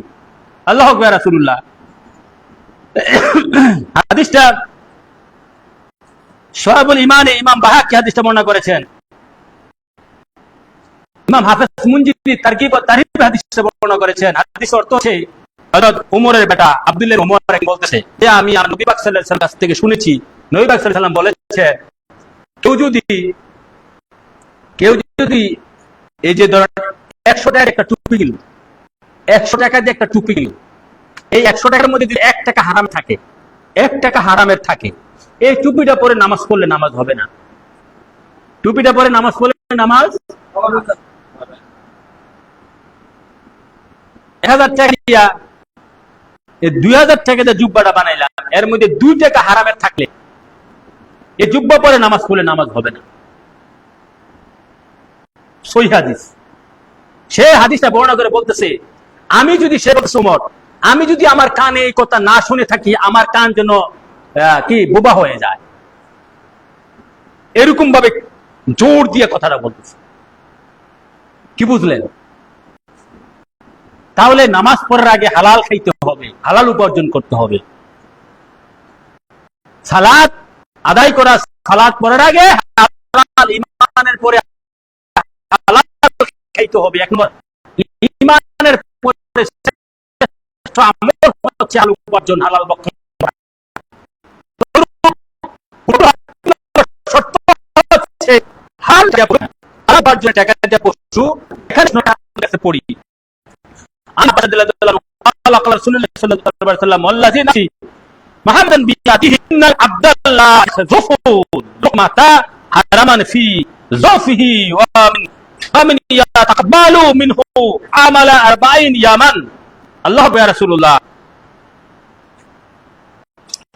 হাদিসটা হাফেজ মুনজিরি তার কিতাবে বর্ণনা করেছেন। হাদিসের অর্থ হচ্ছে এই, ইবনে আব্বাস আব্দুল্লাহ ইবনে আব্বাস নবীর চাচাতো ভাই, সে হাদিসটা বর্ণনা করতেছেন নবীর কাছ থেকে শুনে। সে বলতেছে রাসূল পাক সাল্লাল্লাহু আলাইহি ওয়াসাল্লাম বলেছেন, কেউ যদি এক লোকমা বুঝেননি? এক লোকমা বুঝলেন? কয় আঙ্গুল এক লোকমা? কোন তো লজ্জা নাই, বলেন যেটা বুঝলেন এটা। হ্যাঁ, এই 3 আঙ্গুল এক, 5 আঙ্গুল এক লোকমা না, এই 3 আঙ্গুলে এক লোকমা। এই 3 আঙ্গুলে এক লোকমার মধ্যে কয়টা ভাত উঠবে? 1 টুকরা রুটি উঠবে, 10-20টা ভাত উঠবে নাকি? এই 3 আঙ্গুলে কয়েক লোকমা। আপনাদের যে 50,000 টাকা মূল্য নেয় এরা তো 5 আঙ্গুলে খায়। তারপরে 5 আঙ্গুলে খায় না? কিরে বাবা, আমি না দেখা কই? তারপরে ওয়াজে আসার আগে কয় না কবুতরের মাংস, ছোট মুরগির রান, তারপরে হেই মাংস, এগুলা খাইবে, এগুলা বলে দেয় না? বাবা আমার, এই 3 আঙ্গুলে এক লোকমা। এই হাদিসে বলতেছেন নবী সাল্লাল্লাহু আলাইহি ওয়াসাল্লাম যে এই 3 আঙ্গুলে এক লোকমা যদি কেউ হারামের উপার্জন খায়, এক লোকমা মাত্র, এক লোকমা, 40 দিনের ইবাদত, 40 দিনের দোয়া, তা আল্লাহ রাসূলের কাছে কবুল হবে না। তাহলে বিষয়টা তো সোজা, বিষয়টা এত সোজা।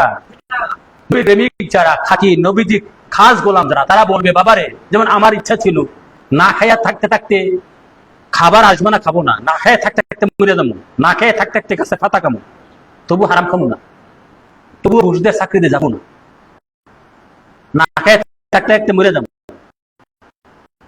তা আমি যে না খেয়ে নিয়ত করলে আল্লাহ বাড়ায়, আল্লাহকে আমি কি চিনি? আমি মানে রাখি, আমি কেমনে হয়,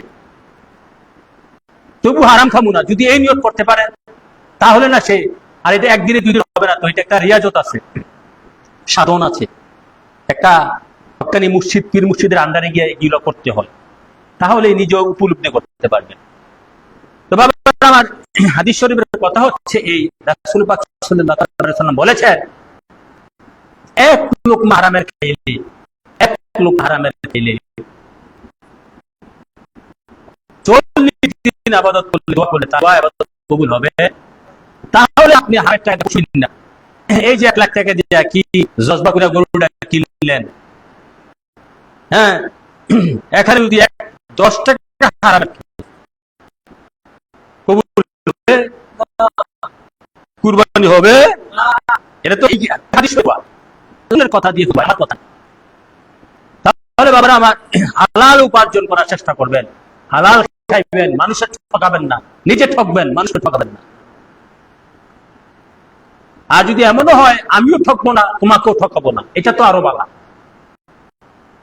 এটা করতে পারলে তো ভালো, যে আমি ঠকবো না, তোমাকেও আমি ঠকাবো না, তোমার 1 টাকা আমি নিব না, আমার জান থাকতেও তোমার আমি 1 টাকা দিব না, আমার হক তোমাকে দিব কেন? তোমাকে তখন আমি দিব যদি তোমার সাথে আমার মহব্বত থাকে, তুমি আমার ইমানি ভাই হও, তুমি আমার তরিকতে ভাই হও, তুমি আমার প্রেমিক ভাই হও, তাহলে তো 1 টাকা না 10 টাকা দেওয়া যায়। তো বাবার আমার, এই কুরবানি কবুল হওয়ার 2 নম্বর শর্ত হচ্ছে হালাল উপার্জন দিয়া গরু ছাগল কিন্না কুরবানি দিবেন। আর যদি হালালটা না পারেন দরকার নাই, ওই যে গোস্ত কিনে না খাইয়েন অথবা জব করে খাইয়েন, ঠিক আছে, যেটা কুরবানি করেন না, যেটা কুরবানি না, এটা কুরবানি না। জব করছেন খান, ঠিক আছে, এটা কুরবানি হবে না, কুরবানির নাম দিন না, কুরবানির নাম বেচছেন না। তা আল্লাহ রাসূল যেন আমাদের মধ্যে দুইটা শর্ত, এক হচ্ছে ইমানদার হইয়া কুরবানি দেওয়া, 1 নম্বর শর্ত। 2 নম্বর শর্ত হচ্ছে হালাল টাকার, গরু ছাগল দিয়া, হালাল উপার্জনের টাকা দিয়া গরু ছাগল কি কিনা কুরবানি দিবেন। আল্লাহ রাসূল যেন তা আমরা পালন করার মাধ্যমে দান করে সকলে বলে আমিন। এখন আসেন 3 নম্বর, এটা লাস্ট শর্ত, কুরবানি কবুল হবার 3 নম্বর শর্ত। বাবার আবার 3 নম্বর শর্ত, 3 নম্বর শর্ত, এটাও কঠিন। কুরবানি কবুল হবার 3 নম্বর শর্ত হচ্ছে আল্লাহ রাসূলের সন্তুষ্টির জন্য কুরবানি দিবেন। আল্লাহ রাসূলের সন্তুষ্টির জন্য, লোক দেখানোর জন্য না, লোক দেখানোর জন্য না, আল্লাহ রাসূলের সন্তুষ্টির জন্য কুরবানি দিবেন। কার জন্য? আল্লাহ রাসূলের সন্তুষ্টি, রেজামন্দি হাসিল করার জন্য কুরবানি, এটা 3 নম্বর কুরবানি কবুল হওয়ার 3 নম্বর শর্ত। এইটা নিয়ে একটু আলোচনা করে আমরা আলোচনা শেষ করে দেব। মাইক গুলা ভালো করতেছে না, মাইক্রোফোন ভালো না, এই কাজটা ভালো করতেছে না, অবজেকশন, তারপরও মাইক্রোফোনটি ভালো দিছে না। ভাইরা আমার, আল্লাহ রাসূলের সন্তুষ্ট কি? আপনার মধ্যে তো আমরা 3টা শর্ত কইছি কুরবানি কবুল হওয়ার। 1 নম্বরটি আপনি ইমানদার, ইমানদার হলে তো বুঝবেন আল্লাহ রাসূল কি কাজে সন্তুষ্টি, কি কাজে সন্তুষ্টি না। 2 নম্বর হচ্ছে হালাল উপার্জনের টাকা দিয়ে গরু ছাগল কিনবেন।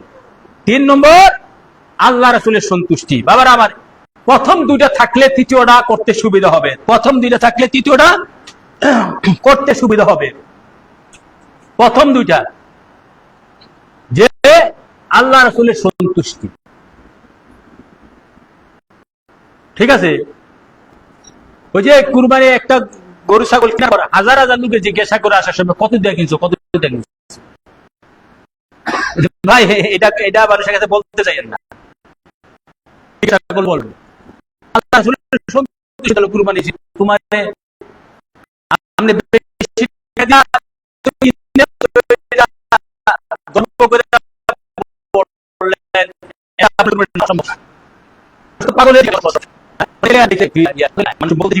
বিরক্ত হয়ে যায় লেখা গরু ছাগলের গলায় ঝুলে দেয়, দাম এত টাকা দেখি। বাবার আমার, মুস্তাদ আহমদ একটা হাদিস আছে, হাদিসটা হচ্ছে এই, মান সাল্লা ইউরাই ফাকাত আশা, কেউ যদি লোক দেখানোর জন্য নামাজ পড়ে সেটা সে শিরক করলো। কি করলো? মানে সামা ইউরাহি ফাকাত আশাকা, কেউ যদি লোক দেখানোর জন্য রোজা রাখে সে শিরক করলো। মান তাসাদদাকা ইউরাহি ফাকাত আশাকা, কেউ যদি লোক দেখানোর জন্য দান খয়রাত করলে সে শিরক করলো। বুঝতে পারছেন? তাহলে লোক দেখানোর জন্য যদি দামি করুক, লোক দেখানোর জন্য যদি গরু ছাগল না কুরবানি দিল, সে শিরক করলো। কি করলো? তাহলে টাকা দিয়া পাপ কিনা লাভ আছে? আমি দেখতেছি বাবা আমার সমাজে 99টা কুরবানি এই শিরকের মধ্যে চলে গেছে। 2 হবে ওই যারা শুকনা গরু দেয়, শুকনা ছাগল দেয়, হালাল টাকা দিয়ে, যারা কুরবানি দিতে পারে না তারা তা কবুল হবে। ও মা গো, কি বলেন হুজুর, কি বলেন? কুরবানি না দিয়ে কুরবানি কবুল হবে? হ্যাঁ, কুরবানি না দিয়েও কবুল, আমল না করো আমল কবুল হয়, এটা জানেন? আমল না করো আমলের সওয়াব দিয়া লায়, যদি ইমানদার হয় হালাল খাইতে পারেন। আল্লাহ রাসূল সন্তুষ্ট নিয়ে, আল্লাহ রাসূলের সন্তুষ্ট নিয়ে বসে থাকেন, আমল না করো সওয়াব পাওয়া যায়। যদি আপনার খাল এরকম হয়, যদি আপনার খাল এরকম হয়, আল্লাহ রাসূলের সন্তুষ্টির জন্য কুরবানি দিবেন। এটা কেমনে হবে? এটা কি মুখে মুখে বললে হবে? এটা অন্তরে নিয়ত করতে হবে। কি করবে?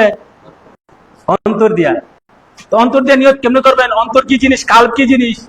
আসেন কাল্ব সম্পর্কে একটু জানি। নিয়তটা করতে হবে কাল্বের মাধ্যমে। আপনি যখন অন্তরে নিয়ত করবেন আল্লাহ রাসূলের সন্তুষ্টির জন্য আপনি কুরবানি দিবেন, আর শয়তান তো আপনি কাল্বে বসে বসে করবে, আরে না, এটা আল্লাহ রাসূলের সন্তুষ্টি না, এটা লোক দেখানোর জন্য, লোকেদের কাছে তুই দামি হওয়ার জন্য, তুই দামি বেশি টাকা দিয়ে করে কিনছস, এটা দেখানোর জন্য তুই কুরবানি দেবে না। শয়তান বলবে এটা আপনার মনের মধ্যে, কালবের মধ্যে বসে বসে। তো শয়তান যাতে কালবে না থাকতে পারে এর জন্য কি করবেন? শয়তান যাতে কালবে না থাকতে পারে এর জন্য তো ওষুধ আছে, ওষুধ খাইতে হবে।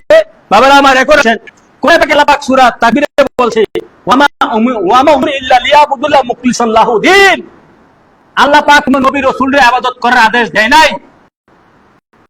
আল্লাহ রাসূলের মানে ইখলাসের সহিত ইবাদত ব্যতীত কোনো ইবাদতের আদেশ। ইখলাস কি? যে ইবাদত দিল দিয়া এবং দেহ দিয়া করা হয়, যে ইবাদত মন এবং দেহ দিয়া করা হয়। গভীর মনোযোগ বাবারা কথা বুঝেন। ইবাদত কিভাবে করবেন? আল্লাহ রাসূলের সন্তুষ্টি এক নম্বরে, দুই নম্বরে দিল দিয়া এবং দেহ দিয়া। দিল দিয়া, অনেকে বলে না, কিরে কথাটা মনের থেকে বুঝিস না, বলেন না বাবা এই মনোযোগ দিয়ে পড়। কেন কোন মনোযোগ দিয়ে পড়?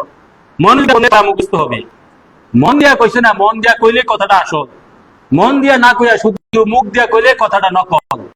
কথাটা তাহলে আল্লাহ রাসূলের সন্তুষ্টিটা এটা মুখে মুখে বললে হবে না, অন্তর দিয়ে আল্লাহ রাসূলের সন্তুষ্টি চাইতে হবে।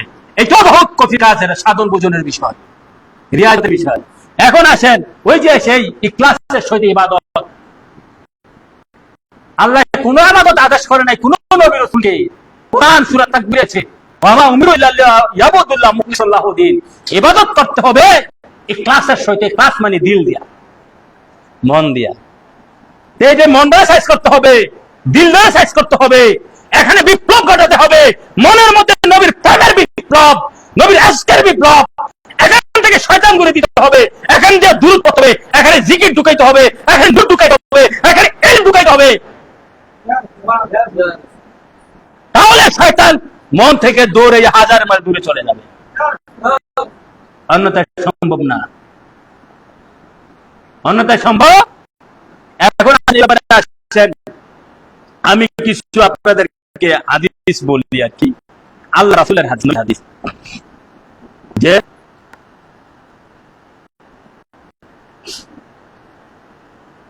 মুসলিম শরীফে একটা হাদিস আছে, আল্লাহ বলতেছে হে আমার দুনিয়ার বান্দাগণ, আমি তোমাদের দেহ দেখে ইবাদত কবুল করি না, ওয়ালাকিন ইয়ানজুরু কুলুবুকুম, আমি তোমাদের মন দেখে ইবাদত কবুল করি। কি দেখে? মন দেখে ইবাদত কবুল করি। তাহলে নিয়ত করতে হবে আল্লাহ রাসূলের সন্তুষ্টির জন্য কুরবানি। এটা 3 নম্বর শর্ত কুরবানি কবুল হওয়ার। মন দেখে ইবাদত কবুল করি। কি দেখে? মনটা তো পবিত্র হইতে হবে। মনে যদি মন যদি নষ্ট হয়ে থাকে তাহলে কুরবানি কেমনে কবুল হবে? নিয়ত করতে হবে লিল্লাহি লিরাসূলি, লিল্লাহি লিরাসূলি। এটা মুসলিম শরীফের হাদিস। এখন আসেন আল্লাহ পাক আরো বলতেছে, হাদিস শরীফে আছে, হাদিস শরীফে আছে ওয়ালা ইয়াকবালুল্লাহু মিন আবদিন আমালা, ওয়ালা ইয়াকবালুল্লাহু, আল্লাহ কোন ইবাদত কবুল করে না, মিন আবদিন আমালা, কোন বান্দার ইবাদত আল্লাহ কবুল করে না, হাত্তা ইয়াশাদা বিকলবিহি মায়া বাদানিহি, যে ব্যক্তির দিল এবং দেহ, দিল দেহ, দেহ কিটা বুঝছেন নি? এই জবান বা পুরা দেহ বলে, যে ব্যক্তির দিল দেহ এক হয় নাই ওই ব্যক্তির ইবাদত আল্লাহ কবুল করে।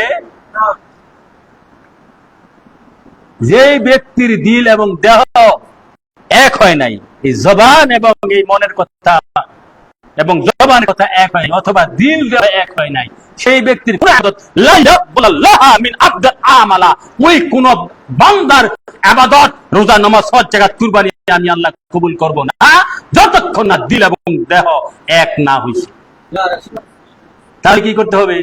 এই দিলারে সাইজ করতে হবে, এই দিলদারে সাইজ করতে হবে। এই দিলের মধ্যে আল্লাহ থাকে, মুমিনের দিলে আল্লাহ থাকে। আন্নাল্লাহা মুমিনুন, ইন্নাল্লাহা মা'আস সাবিরিন, ইন্নাল্লাহা মা'আল মুত্তাকিন, ইন্নাল্লাহা মা'আল মুহসিনিন। ওয়ালামু ইয়াহালু ওয়ালামু ইয়াহলাল্লাহ বাইনাল কলবি ওয়া মারহি। আল্লাহ মানুষ এবং দিলের মাঝখানে থাকে।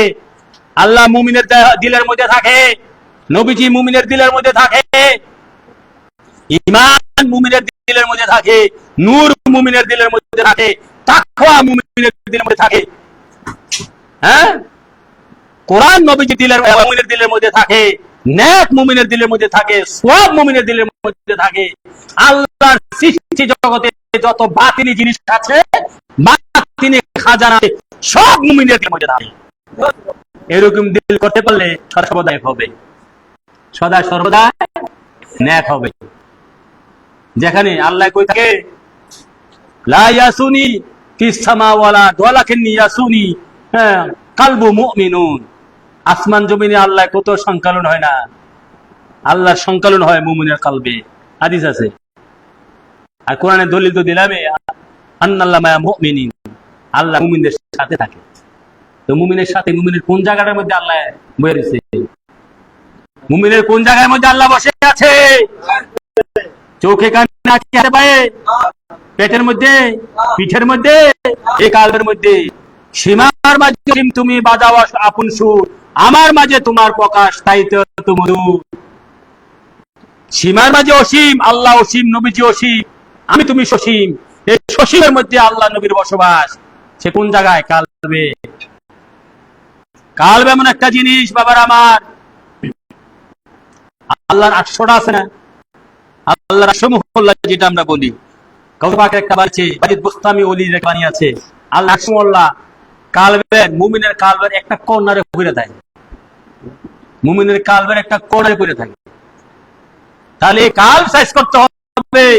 কাল যদি সাইজ করতে পারেন তাহলে আপনি সঠিক নিয়তে কুরবানি দিতে পারবেন। কুরবানির 3 নম্বর শর্ত হচ্ছে কবুল হওয়ার শর্ত কি? হ্যাঁ, আল্লাহ রাসূলের সন্তুষ্টির জন্য কুরবানি দেবেন। আপনি আপনার সন্তানাদি গোশত খাওয়ার জন্য কুরবানি দিবেন না।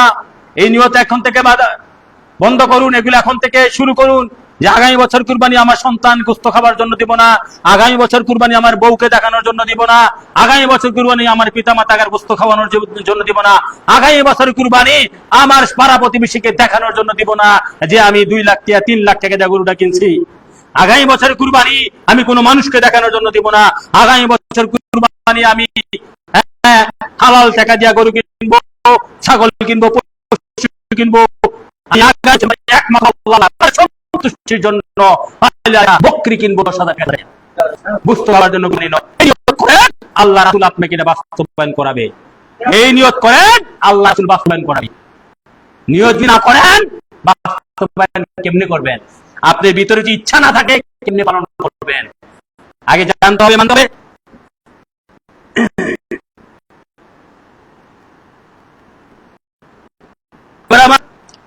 একটা হাদিস বলে আপনাদের আজকের আলোচনা শেষ করার চেষ্টা করব। এই যে দেখেন, বুখারী শরীফে একটা হাদিস আছে, এই হাদিসটা বলেই কালবের ব্যাপারে একটা হাদিস আছে। কালবের সাথে ঈমান সম্পর্ক। ঈমান কোন জায়গায় থাকে? আমি বলেছি বাবার আমার, আল্লাহর সৃষ্টি জগতে আল্লাহ বাতিল সব মুমিনের কালবে থাকে, সব মুমিনের, স্বয়ং আল্লাহ মুমিনের কালবে, স্বয়ং নবীজি মুমিনের কালবে। আমরা যেটাকে ঈমান বলি, ঈমান মুমিনের কালবে। আমরা যেটা নূর বলি, জাতি নূর মুমিনের কালবে থাকে। আমরা যেটা কোরআন বলি, বাতিনি কোরআন মুমিনের কালবে, বাতিনি হাদিস নবীজির কালবে থাকে, মুমিনের কালবে থাকে, ইখলাস মুমিনের কালবে থাকে, ইলম মুমিনের কালবে থাকে, নেক মুমিনের কালবে থাকে, সওয়াব মুমিনের কালবে থাকে। যেটা ব্যস্ত আমরা বলি, ব্যস্ত বলি, এটাও মুমিনের কালবে থাকে।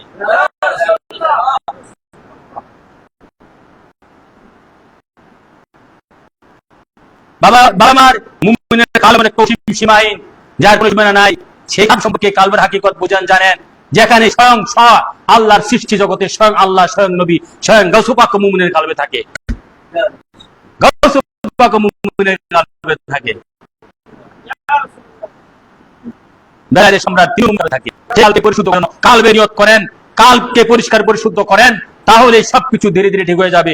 সেই কাল্ব সম্পর্কে একটা হাদিস বুখারী শরীফে হাদিস এসেছে, ইন্না ফি জাসাদি মুদগাতান ইযা সালাহাত সালাহা জাসাদু কুল্লুহু ওয়া ইযা ফাসাদাত ফাসাদা জাসাদু কুল্লুহু আলা ওয়াহিয়াল কলব। আমার নবী পাক সাল্লাল্লাহু আলাইহি ওয়াসাল্লাম বলেছেন, হে ঈমানদারগণ, নিশ্চয়ই মানবদেহে এমন একটা মাংসপিণ্ড আছে, যে মাংসপিণ্ডটা যদি পুত পবিত্র থাকে, সমস্ত দেহটা পুত পবিত্র থাকে। সেই মাংসপিণ্ডটা যদি অপবিত্র থাকে, সমস্ত দেহটা অপবিত্র থাকে। আলা ওয়াহিয়াল কলব, সেটা হচ্ছে কলব। বুঝতে পারছেন? এই আমাদের সমস্ত দেহের মাংস, যে কালবের মধ্যে এমন একটা মাংসখণ্ড থাকে, সেই মাংসপিণ্ডটা যদি পুত পবিত্র থাকে, সমস্ত দেহটা পুত পবিত্র থাকে। সমস্ত দেহটা পুত পবিত্র থাকে। এই মাংসপিণ্ড যদি অপবিত্র থাকে, এই মাংসপিণ্ড যদি অপবিত্র থাকে, সমস্ত দেহটা অপবিত্র থাকে। এর মানে কি? এই মাংসপিণ্ডটা যেটাকে কাল আল্লাহু আয়াল কাল, সেটা হচ্ছে কাল। সেই মাংসপিণ্ডটা কি দিয়ে পবিত্র করবেন?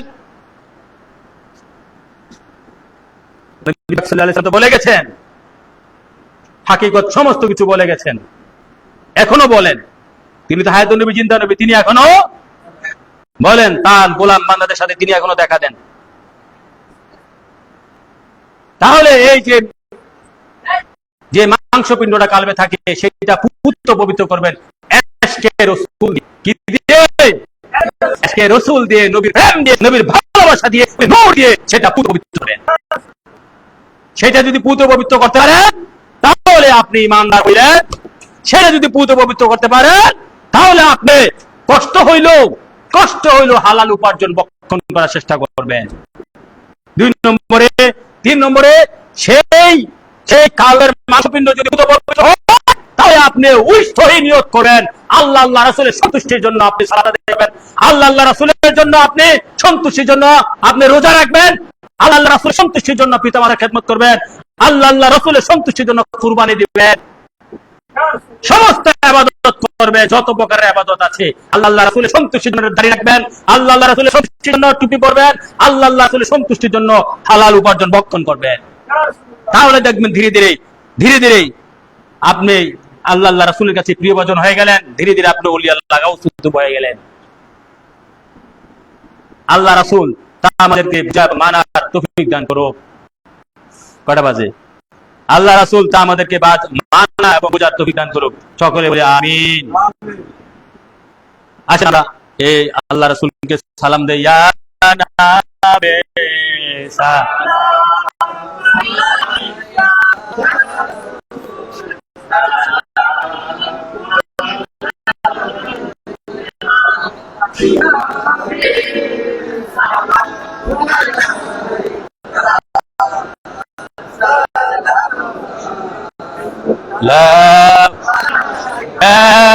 ya nabi salam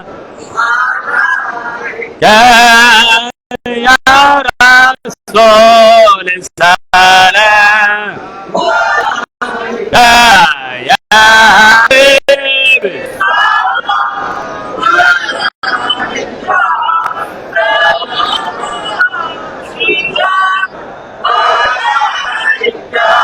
आशो से ज्यादा मुर्तबा वाले रजे रसूलुल्लाह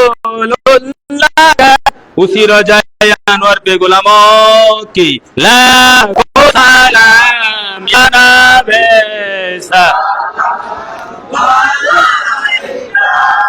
या रसूल सलाम या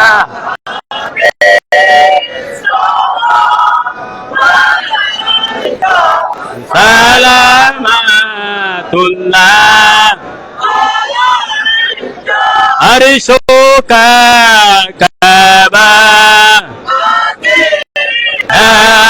पुरुषो का काबा काबे का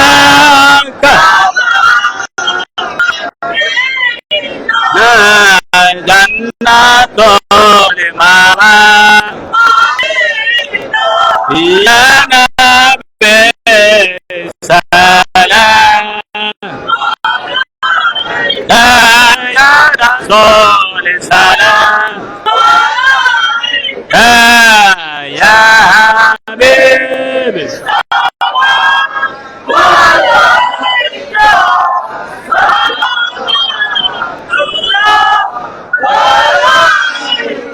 मुस्तफा जाने रहमत ओ सलाम शमे बज में ओ सलाम मुस्तफा जाने ओ सलाम शमे बज में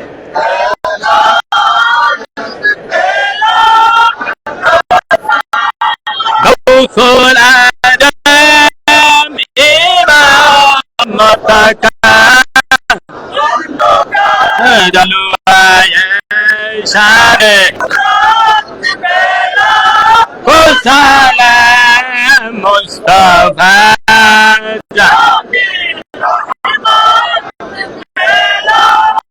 ओ सलाम शमे बज में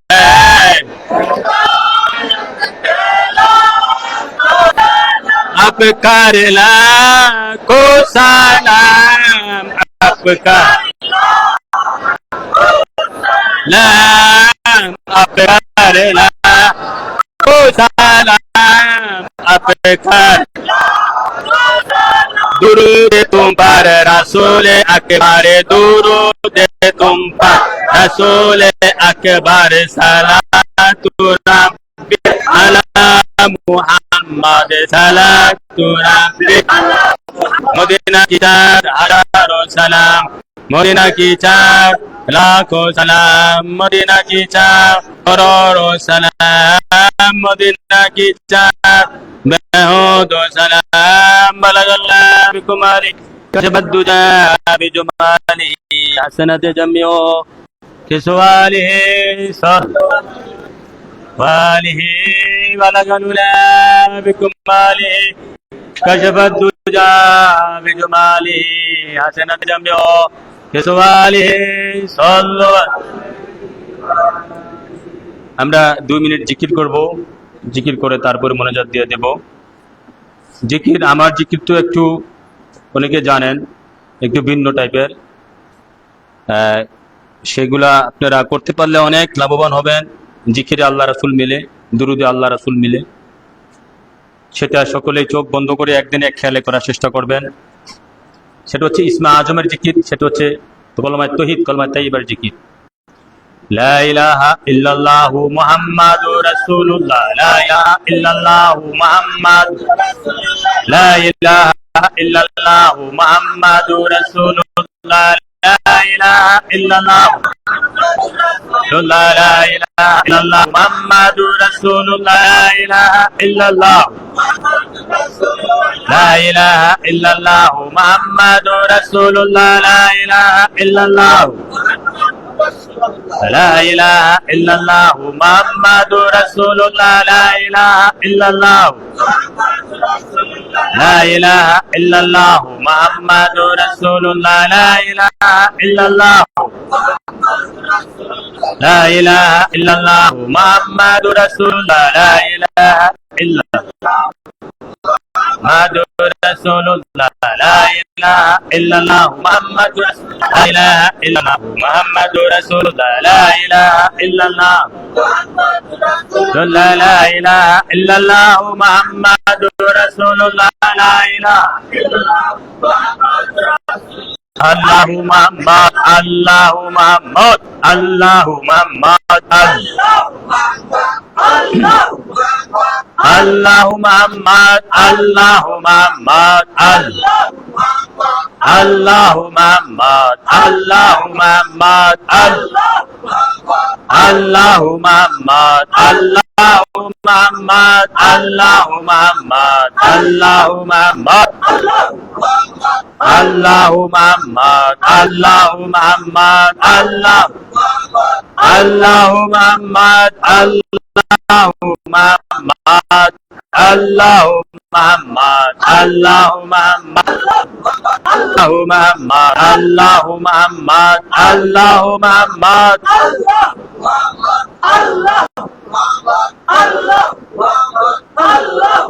Ya Rasulullah, Ya Habiballah, Ya Rasulullah, Ya Rasulullah, Ya Habiballah, Ya Habiballah, Ya Rasulullah, Ya Habiballah,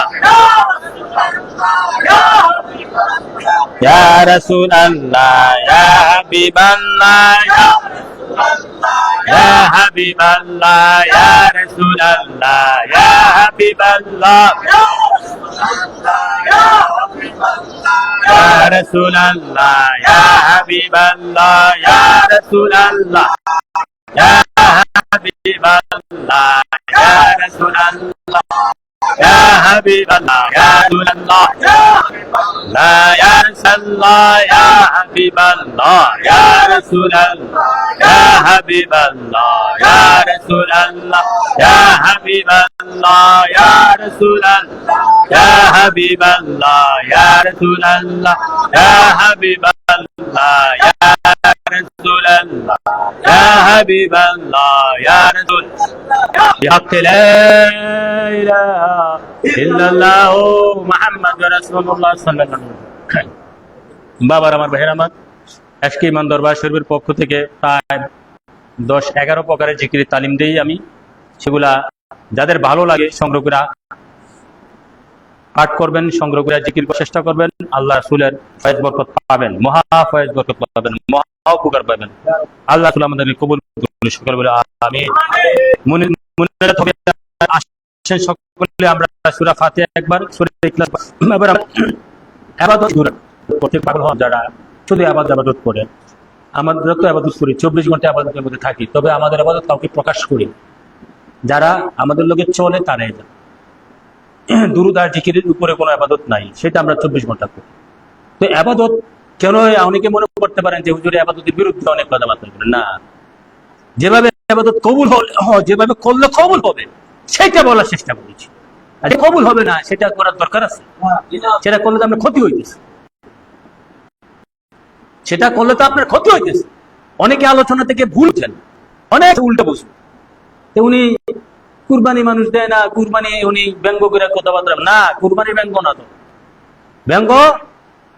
ব্যঙ্গ হচ্ছে আপনার হারাম উপার্জনের টাকা দিয়ে কুরবানি করা, এটা ব্যঙ্গ করি। ব্যঙ্গ হচ্ছে আপনি আল্লাহ রাসূলের সন্তুষ্টি ব্যতীত লোক দেখানোর জন্য গরু জব করেন, নামি দামি করেন, এটা ব্যঙ্গ করি। আপনি নবীজির ভালোবাসা না পাইয়া, না বুঝা, না চিন্না আল্লাহর নিয়ে ফালাফালি করেন, এটা ব্যঙ্গ করি। কথা বুঝে আসছে? মূলত যেভাবে ইবাদত কবুল হবে সেইটাই বলি, সেইটা বলার চেষ্টা করি। দেখেন, যদি আপনার ইমান, কলব এবং ইমান ঠিক থাকে, এখন আমরা সূরা ফাতিহা একবার পড়ব। সূরা ফাতিহা একবার পড়লে কোরআন শরীফের এটা 3 ভাগের 2 ভাগ। কোরআন শরীফের পুরা কোরআন শরীফ পড়লে যে সবটা পাবেন, পুরা সূরা ফাতিহা যদি 3 বার পড়েন 2 বার কোরআন শরীফ খতম হয়ে যায়।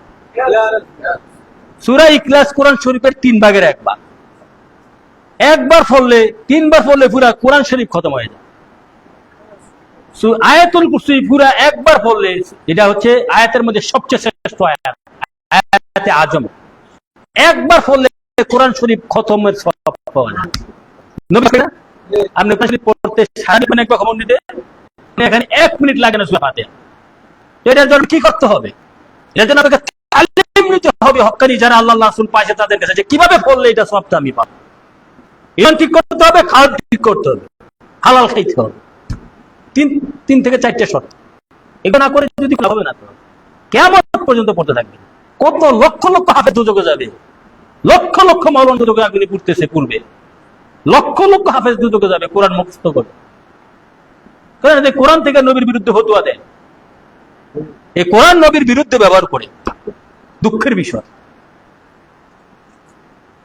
লাভ হবে কি এরকম হাফেজ হইয়া, যে হাফেজ রে খাবে দুজকের আগুনে। এখানে সেটা তো আজ থেকে 1400 বছর আগে হয়ে আসছে। কারবালার যুদ্ধ সম্পর্কে আমরা জানেন না? কারবালার যুদ্ধে ইয়াজিদের পক্ষে হাজার হাজার আলেম, শরীয়তের মোল্লা আলেম ওলামা সাহেব 4000 হাফেজ ইয়াজিদের পক্ষে, ইমাম হুসাইনের বিপক্ষে। যিনি বেহেশতের সর্দারের একজন ইমাম হুসাইন, উনাকে খুন শহীদ করার জন্য কোরআন মুখস্থকারী হাফেজরা ইয়াজিদের পক্ষ নিয়ে উনাকে শহীদ করত। এই কাহিনী জানছেন, জানেন না আপনারা? এই হাফেজ লাভ হবে?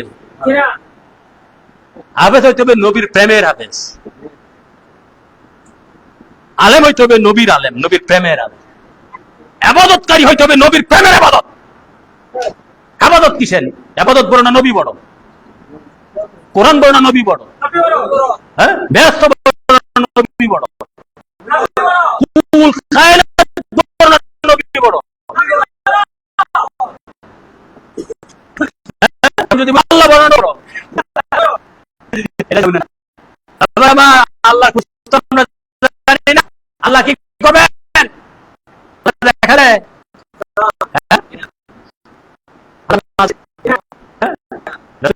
মাজার আছে, রোজা শরীফ, আল্লাহ আল্লাহ স্বপ্ন দেখছেন, বাস্তব নাই, স্বপ্ন দেখছেন? নবীর নবী মরণে থাকে। নবীজির রোজা শরীফ আছে, নবীকে দেখতে দুটো খারাপ হয়ে যায় নাকি আল্লাহ আল্লাহ দেখলে সাথে দেখছে? কেননা আল্লাহ রূপ শয়তান পারে, আল্লাহ রূপ নবীর রূপ পারে। কথা বুঝেন? নবী কেমনে বড়? আমি নবী বড় উত্তর দিছি না, আপনি কি করেন কে বড়? আপনি জ্ঞান করেন কাকে ধরবেন, আপনি কার জন্য কার সাথে প্রেম করবেন, পাওয়ার জন্য আপনি সবকিছু করেন, আপনি জ্ঞান করেন। আমি বিশৃঙ্খলা নাই। নবীকে দেখলে খারাপ হয়, নবীকে দেখলে খারাপ হয়, নবী কবরে, আল্লাহ কবরে নাই, নবী জন্য। তাহলে আল্লাহ আমার নবীকে পাইয়া যেন আমরা সেই নবীকে পাইয়া দেখা নবীর আবাদত কইরা, নবীর গোলামি কইরা, নবী দুজাহানের খাস গোলাম আশেক হইয়া যেন এই পৃথিবীতে থাকতে পারি, মরতে পারি, যাইতে পারি। তাহলে দেখবেন, তাহলে সবকিছু ওকে হয়ে যাবে। আল্লাহ মানুষ বানাইছে নবীর সাথে প্রেম করার জন্য। আল্লাহ নিজে প্রেমে মাতোয়ারা, নবীর প্রেমে আল্লাহ মাতোয়ারা। বাবার আমার কথাগুলা তো বলতে মন চায়। আল্লাহর সাথে বেয়াদবি করলে মাফ আছে, নবীর সাথে বেয়াদবি করলে, কথাটা বুঝেন, কথার গভীরতা কতটুকু, ওজন কতটুকু? আল্লাহর লোক যদি বেয়াদবি করেন মাফ আছে, নবীর সাথে বেয়াদবি করলে বেয়াদবিটা এই যে সারা 72 দল আমরা যারা বলি টুপিদারি যুব্বওয়ালা মুসলমান, গরু খাই না মুসলমান, তারা তো বেয়াদবিটা নবীর সাথে করতেছে নাকি আল্লাহর সাথে করে? আল্লাহর সাথে বেয়াদবি করলে মাফ আছে। আল্লাহ স্রষ্টা, আল্লাহ বানাইছে, এটা বললে মাফ আছে, নবীর সাথে বলে মাফ নাই। আল্লাহ হকুল্লাহ, হকুল্লাহ আল্লাহ বানাইছে, বেয়াদবি যে করে এটা আল্লাহর ইচ্ছায় করে, এটা আল্লাহর ইচ্ছা। আল্লাহ কই ইন্নাল্লাহ গাফুরুর রহিম, আল্লাহ গাফুরুর রহিম, আমি আল্লাহ ক্ষমাকারী। আল্লাহ যদি বান্দার মাফ নাই করবে, আল্লাহ যে গফফার নামটা উঠে দেবে, নামটা উঠে দেবে, বেটা ক্ষমা ক্ষমা না করলে গফফার থাকবে না।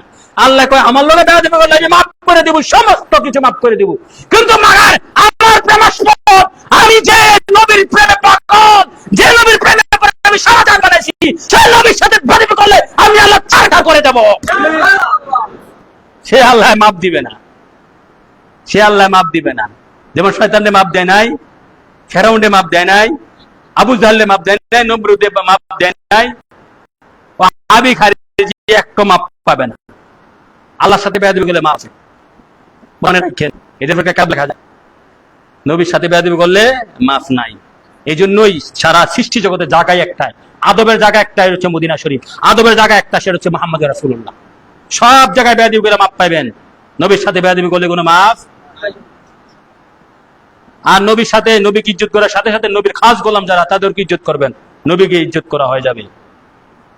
নবীর খাস গোলাম যারা, তাদেরকে ইজ্জত করবেন, সম্মান করবেন, নবীকে ইজ্জত করা হয়ে যাবে, কেন তারা নবীজির খলিফা। আল্লাহ রাসূল আমাদেরকে বোঝা মানার তৌফিক দান করে, সকলে বলে আমিন। ইবাদত একদম সোজা। সূরা ফাতিহা একবার পড়েন, সূরা ইখলাস পড়েন, কোরআন শরীফ খতম হয়ে যাবে। তবে শর্ত দুটি, ঈমানদার হতে হবে, হালাল খাইতে হবে। ইস্তিগফার পড়েন, জীবনের গুনাহ খাতা, তারপর দুরূদ শরীফ পড়েন। আউযু বিল্লাহি মিনাশ শাইতানির রাজিম, বিসমিল্লাহির রহমানির রহিম, আলহামদুলিল্লাহি রাব্বিল আলামিন, আর রহমানির لله مالك يوم الدين إياك نعبد وإياك نستعين اهدنا الصراط المستقيم صراط الذين أنعمت عليهم غير المغضوب عليهم ولا الضالين آمين بسم الله الرحمن الرحيم قل هو الله أحد الله الصمد لم يلد ولم يولد ولم يكن له كفوا أحد بسم الله الرحمن الرحيم استغفار أستغفر الله ربي من كل ذنب وأتوب إليه لا حول ولا قوة إلا بالله العلي العظيم أستغفر الله ربي من كل ذنب وأتوب إليه لا حول ولا قوة إلا بالله العلي العظيم أستغفر الله ربي من كل ذنب وأتوب إليه لا حول ولا قوة إلا بالله العلي العظيم اللهم صل على سيدنا محمد وعلى آل سيدنا محمد كما صليت على سيدنا إبراهيم وعلى آل سيدنا إبراهيم إنك حميد مجيد اللهم بارك على سيدنا محمد وعلى آل محمد كما باركت على إبراهيم وعلى آل سيدنا إبراهيم إنك حميد مجيد صلى الله على النبي وعلى آله وصحبه وسلم على رسول الله جزا الله عن سيدنا محمد صلى الله عليه وسلم ما هو أوله اللهم آمين